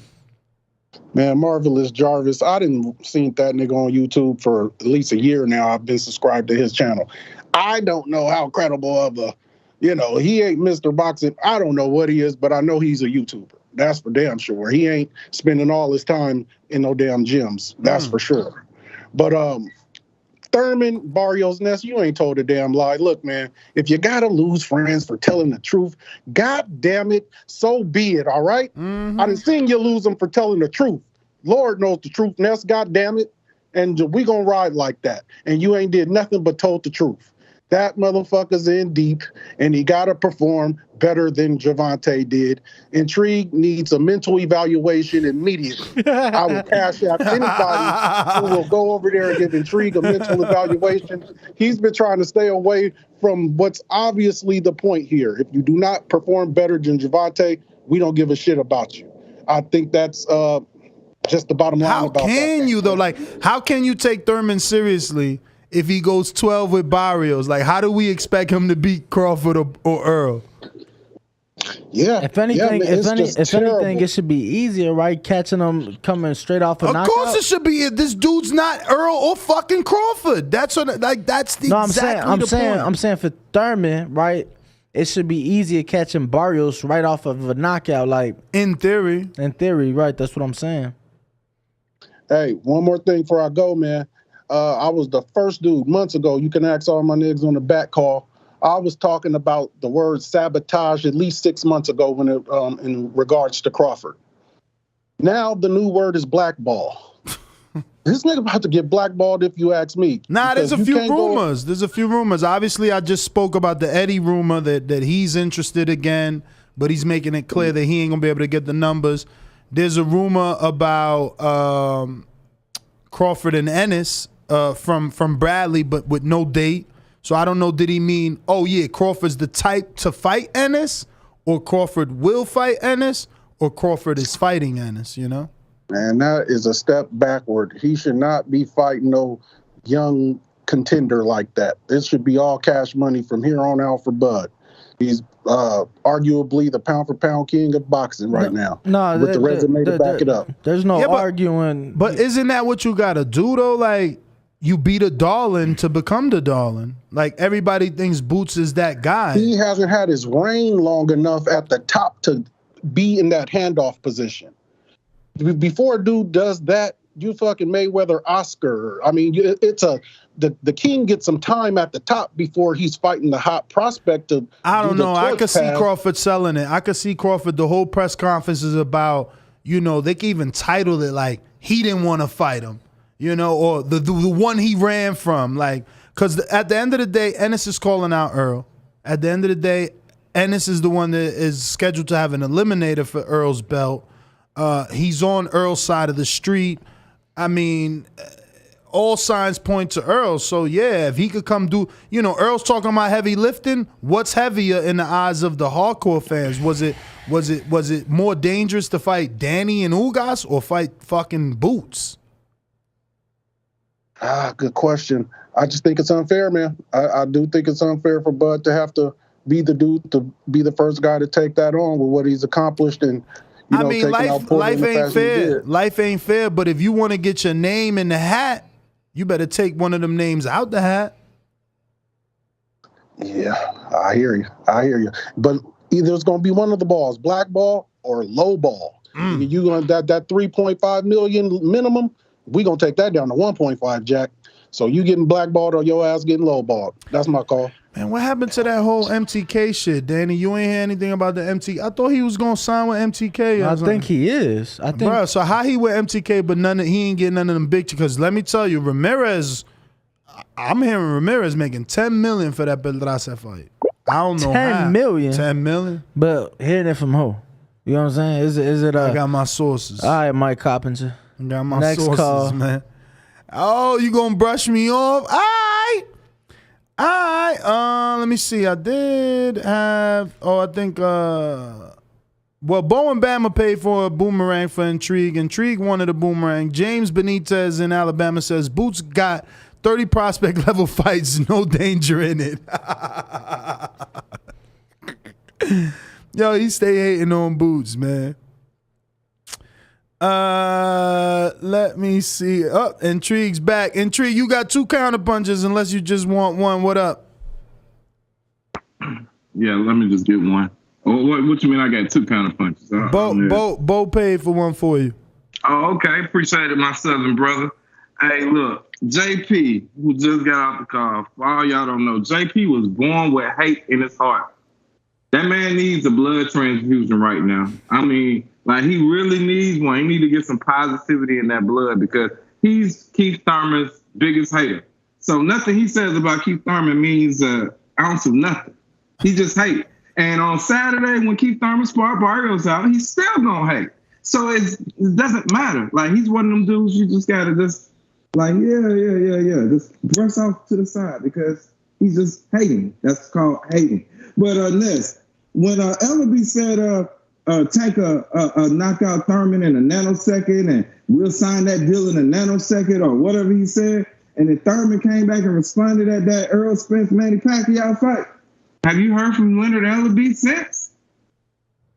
Nah, I wonder why. I haven't. I wonder why. But you know why? Because Tank and Rolly had a fight. This is why. I'm gonna tell you why. Because that shit was just cap. It was just fucking hanging on the Thurman's coattail to make some shit sound good. And they know Mayweather and them would never put Tank in harm's way, bro. Ever. He won't even put him in harm's way with a 140-pounder, 135-pounder. But yeah, we supposed to believe he's going to get in the ring with Keith Thurman. Man, come on, bro. If anybody believe in that, y'all probably believe fucking... Who beat Barrios first? Who beat Barrios first? Or Dragons and Monsters. Who beat Barrios first? Who beat Barrios first? It don't matter. Who beat It do matter. It do matter. You know what that means? Who beat Danny Garcia? You know what that mean? That mean they waited for Tank to do it to know that they could do it. Bro, that's sad. That's sad. Stop you know it. I know it. You know you reaching, man. Hey, but I just gonna see that train when we take off on Saturday. I gotta decide if I'm gonna let you on or not, man. Because I might just close the door on you when you try to run and get on that Thurman train come Saturday night, man. He better get a stoppage if he want my patronage. Man. Hey, bro, he's stopping him in. I told you in 5, bro. I hope it ain't in 11. I said 5. That's you talking. I hope it's not in 12, man. I said 5. And what you gonna say when it's in 5? I hope he don't say it's a race to 7. What you gonna say? What you gonna say when it's in 5 though? I hope he don't say it's a race to 7. See, that's what I like. You can't even tell me what you gonna say. If he do it in 5, I'm gonna be happy. If he do it in 5, I'm gonna be happy. And then you gonna the next day you probably gonna go, well, he needs to still fight Tank next. Or he needs to fight this person. He can't fight. Bruh, stop it, man. I think you done jumped full off Thurman train. Right. I'm telling you, the man clowns done got to you, man. You need to let me holler at me on WhatsApp, and I can do something about that, bro. I can get him off. All right. Let me see here. I think I got Mr. Rowan, Wisconsin's own. I'm good. I beat Polly. I left with his belt and his girl. It's a dollar beat. Hey, Pops, brush my hair one time. And I know all y'all against me. All that soft talking. I know you can do it, man. You got the. Let's shut that soft ass shit up. BoxingVoice.com. What up? Can you hear me? Yes, sir. Yeah, man. Shit, I'm out here in Kansas City with JT, man. I ran into JT up at the tournament with his kids and stuff, and we chopped it up. Nice. But yeah, so what's the topic? Thurman? Is that what y'all talking? Like, in what way? Like his tune-up fight? He fighting Saturday, bro. It's his fight week, Terminator fight week. He said it ain't no tune-up. That's what Thurman said. Word? That's what he said. Barrios saying a tune-up? Nah, he said it's not a tune-up. He said that today, the press conference. Yeah, good for him. But I'm a Keith fan, but that's not correct. I mean, he's fighting a lighter guy. He's fighting a guy who just suffered a knockout loss. I mean, come on. Don't no real boxing fan believe that that's not a tune-up. Is that all you guys are discussing? We've discussed a little bit of everything. Tim Bradley's comments as far as saying that Yordenis Ugas is the easier fight for Errol Spence. Mm-hmm. Even though it's a unification fight as well, easier or not. Easier than Bud? Yeah, I mean, of course it's easier than Bud. Right, but that's what that's what I'm saying. It is the easier fight then. Right. Because if he wanted to go snatch the other belt, he'd have to fight Bud. So what are your thoughts on that? Because for me, it's just the fight that makes sense in the aspect of I beat Ugas, now I have even more leverage going into a potential Bud fight. Wouldn't you say? I mean, at the end of the day, I mean, he's going to go the easy route, right? So the easy route's going in on his side. He can take that one, and then he can go challenge Bud for the other one. But I mean, at the end of the day, like most people would say, I mean, you know, one of them did the heavy lifting and the other person, you know, has an opportunity to capitalize and take, you know, 3 belts in one fight too. But it's a great fight. It's the fight that makes sense. But I mean, it's the fight that also has to make financial sense. So, you know, if it doesn't make financial sense, it'll never happen. Right. Absolutely. And financial sense, honestly, would be the promoter getting fucked over and losing money. And no promoter is going to put on a fight, no matter how good it's going to be, and lose money, because that's not how the business works. Totally agree.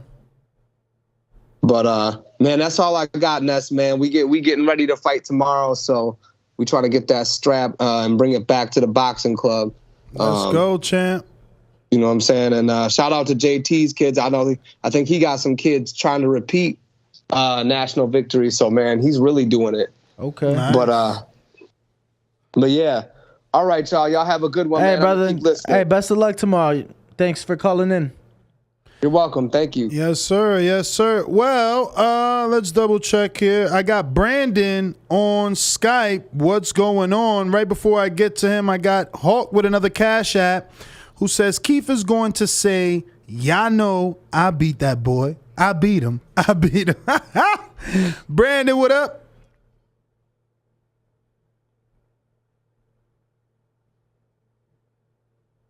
Brandon on Skype. I don't see you. He said come What back. up, Ness?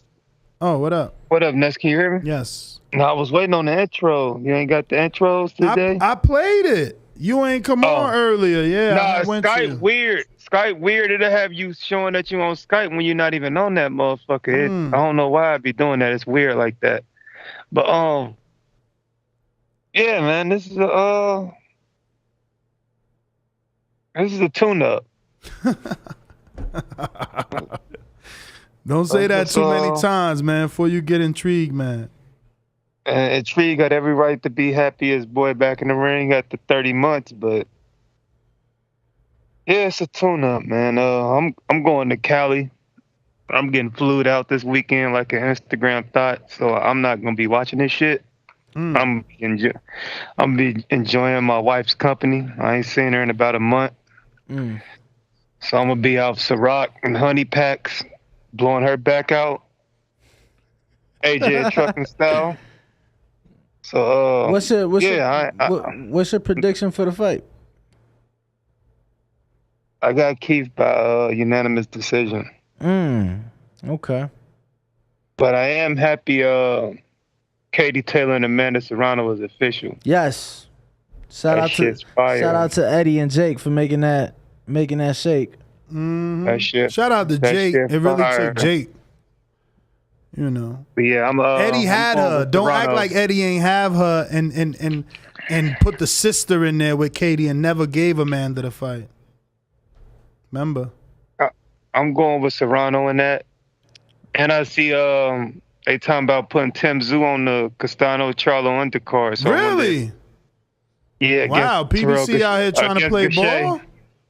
Yeah, against Terrell Gachet. So I wonder if the winner that's gonna fight that's the winner. That's a decent fight, but they definitely saving Tszyu because Gachet don't got that power. Even though, you know, he might could surprise us. He did catch a little body the other day. Not the other day, but right. Well, hopefully, Yeah, hopefully they make that official because I'm still waiting for that to be official. Yeah, man. So I think Zoo is probably gonna be next to fight the winner, which is another great fight for 154. That's a great division. Man, they need to give Lubin. They need to give Lubin his shot. Word. Definitely. Lubin overdue, man.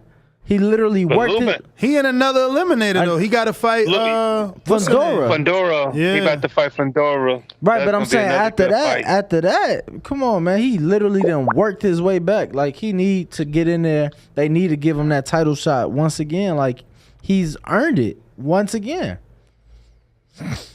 But other than that, man, I hope Intrigue enjoys this week's fight. I'm just happy for his sake. You know, that's my boy. But yeah, show that shit on the back, call Intrigue. Probably gonna be the only one cop it. So spread the wealth, bro. He said the only one to cop it. That's crazy. Let me get out to have a good one. Stonebone in Colorado. What's going on? What's happening, man? Yeah, man. Two things can be true, you know. 2 + 2 is 4, and 3 + 1 is 4 as well. So this is an easier fight, and it's business, you know. So both of those things are true. I think they know what they're doing. They needed a less dangerous fight for Errol than a Terence Crawford right now. And let's just get this fight done so we can have no more hurdles for Undisputed, you know, because if he'd have fought Errol, they'd be like, oh, now what about Ugas? So now we can just get this out the way, and then we can figure this out. And like you said, man, it's a lot of rumors out there, man. Guys is hoping Bud is done or something, man. They don't like to hear the rumors that he might fight this guy or Eddie out here talking and MTK talking and pro battle meetings and all this. They don't like that, man. Just let it happen, man. He just fought end of November. You're acting like he's supposed to be fighting next week or something. He's coming out of an 10-year business arrangement, multiple contracts. Give him time to decide what he want to do. They wanted him to sign on November 21st after he knocked out Sean Porter on the show. They wanted him to announce where he was signing at. So just be patient. It's coming. And Tank, no way Ryan get $10 million with Tank. Ryan fought twice in the last 3 years. Listen, Ness, Ryan fought one time in 2021, one time in 2020, and I think maybe twice. He was a prospect/contender. Name the prospect contender that fight once a year or 4 times in 3-4 years. That's Keith Thurman. Shit. So how the fuck Tank gonna get him? How you gonna go for 1.5 guaranteed fighting multi-division Mexican Leo, and then a guy who's been sold out the Staples with Abner, the back-to-backs with Carl Frampton. Let's talk about all that. But what has Ryan done? He beat Duno. So that's a $10 million. Listen, if Leonard Ellaby thinks Devin is getting paid too much for $3 million, you know what I mean? Ryan had to sue Golden Boy to get more than $250,000. We ain't forgot that was less than 18 months ago where he sat there with his mom, his lawyer, and he said, all I wanted was $50,000 more. I'm getting $200,000. I wanted $50,000 more. They didn't want to give it to me.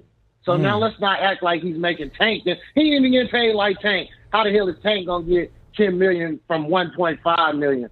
It don't make sense. But Tank stopped Ryan in fucking 3 rounds. Hey, I just Googled Ryan to look up his box rec Nest, his Instagram, his YouTube, and 812 other things. When I usually Google a boxer, the box rec usually be the first thing that come up, and then like it'd be little Instagram and Twitter.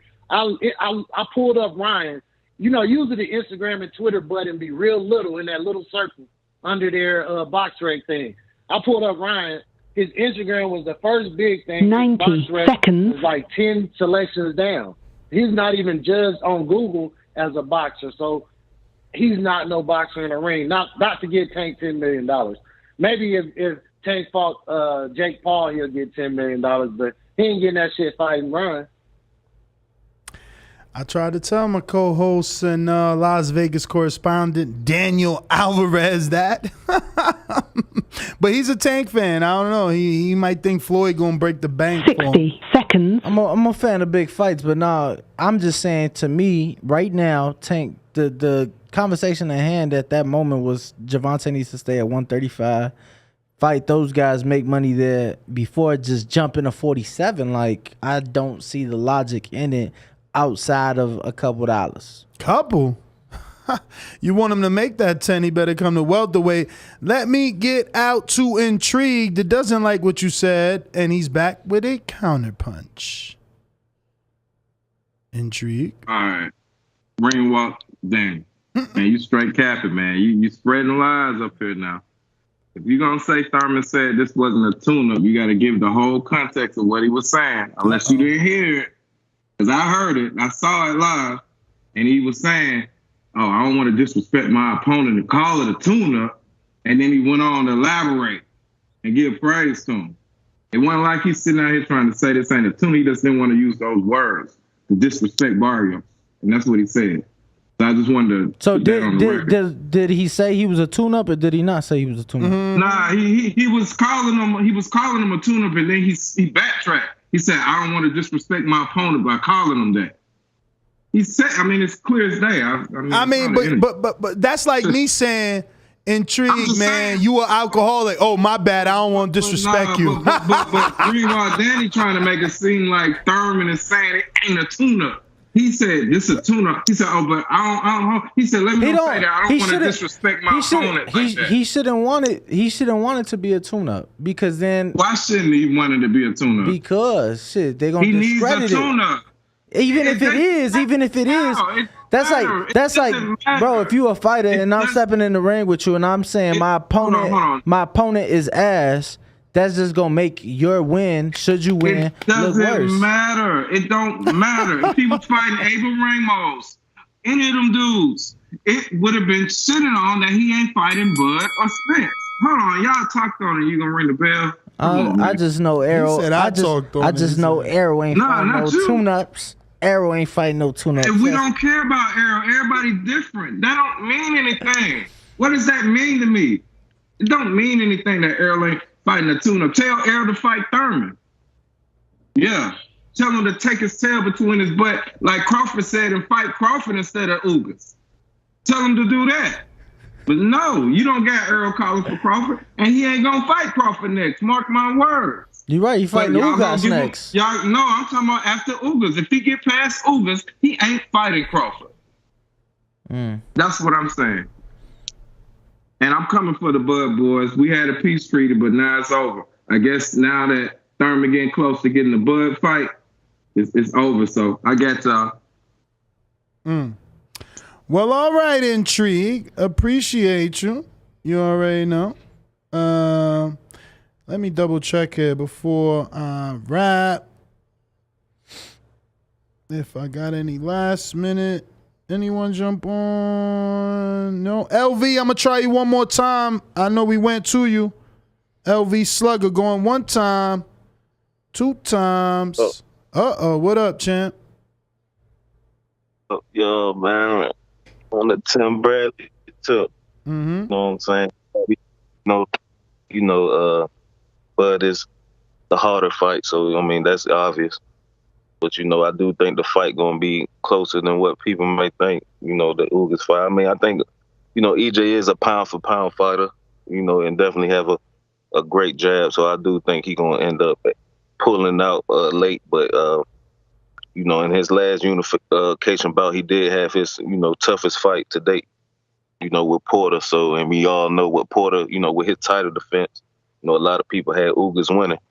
So, you know what I'm saying? So I do think it's going to be close early, but, EJ will eventually, pull out and end up winning about 8-4 against Ugas. But, I am excited to see Thurman, see how he looked this weekend. Haven't been in the ring a while, in a minute. So, I just expect him to get some ring rust off. I don't really see him getting no stoppage, man. I can see him getting a knockdown, 1 or 2 knockdowns or something like that, but I don't see him getting a stoppage, man. Just hopefully we get us a good fight. And, he gives us a dominant performance and get in with one of these top names at welterweight, man. Hopefully the Bud fight, that'll definitely be a big fight, in the summer sometime, man. But that's all I really got. Yeah, that's on my call. All right, champ. I got a few super chats before we wrap up. Looks like James Benitez in Alabama coming through with the trifecta. And he says, since you say Golden Boy don't believe in Ryan, what about Showtime with Boots? Who the fuck is Castillo? Castillo definitely not better than Campbell. Ryan, better resume. See, the difference here is that Castillo, or rather, Ennis just got with Showtime. He got a year. Ryan's been with Golden Boy, I don't know, 5? Right. At the very least. Right. So if anything, it shows me that Showtime is investing in Boots a lot more than Ryan is being invested into, because you could remember the Van Heerden fight. That also was on Showtime. It just ended early. And let's not forget, Boots is not signed to a major promoter. You know what I'm with saying? Cameron Duncan. Right. So it's not just like you know, Ryan has that Golden Boy backing, and use air quotes for that. Boots doesn't. So, but when I tell you all these guys speak very highly of him, it's for a reason, right? So they get in there to fight for a reason, and we're gonna have to see how that plays out. But fighting a title eliminator so you could fight for a belt next is better than being inactive for 15 months. Well, 30. I'm talking about Ryan. That's yeah. I guess they're in the same conversation, those two. Well, he was talking about Luke Campbell having a better resume than Clayton. But at the end of the day, you know what I'm saying? We've seen Boots. People aren't saying what they say about Boots about Ryan. People are not doing that. So I think Boots is closer to fighting for a world title than Ryan Garcia possibly is, you know. So I guess we'll see how things play out, though. All right, I got a super chat from Brandon Lenz, who says, whose intro he wants to? He says, play that Intrigue intro for Fight Week. It's fitting. I thought we played that earlier. We did. You better not duck me, son. You better not duck me, son. One time. Pete Thurman, since the age of 7, has only had one job in life, and that's boxing. One time. Don't play me, nanosecond. I've been here for way more than a nanosecond. I've been waiting on the phone call. One time. Thurman's not done. For all those who think Thurman's done, I'm not done. SDS Promotions. One time. Intrigue. The big fish killer. Everybody out! Man down, man down. But that man didn't go down. One time. All right, we got James Benitez back with another one. He said, Boots got 30 prospect level fights, no danger in it. And back with another one, he says, Ryan dangerous. Why Tank ain't step on him if he easy? Well, they can't get him in the ring. Remember, Ellerby came on my show and definitely made it known that they were trying to negotiate with Ryan and they sent him an offer, and that Golden Boy got back to him and told him that they had something else for Ryan, which obviously never panned out. But that is all the callers. I am the host, NestGTO. Find me on Instagram and Twitter at NestGTO, keeping it simple. Go ahead and check out my Las Vegas correspondent and co-host for the day, Ring Walk Danny, at Ring Walk Danny. And, you know, he's all over the place. Like, literally, you were in Chicago the other day. Yeah. You're back in Vegas. You were in Ohio. Almost in Ohio. Yeah, almost in Ohio. He was scheduled to be in the Makabu fight. I wasn't going to be in the fight. I was going to be at the fight. Yeah. And, fucking Enterprise gave me a broke-ass car, and I broke down on my way there. So, but Ringwalk is definitely everywhere. And we will be here tomorrow, 6 a.m. Pacific, 6 a.m. 9 a.m. Eastern Time. Yes, sir. And 8 a.m. Central. And 2 p.m. London Time. That is true. 2 p.m. London time. We got a mountain though, right? What's mountain time? That makes us 7. Mountain time is out. Yeah, so 7 a.m. Mountain time. 7 for the Monte time. Yo, NestGTO, I'm out. Peace. Only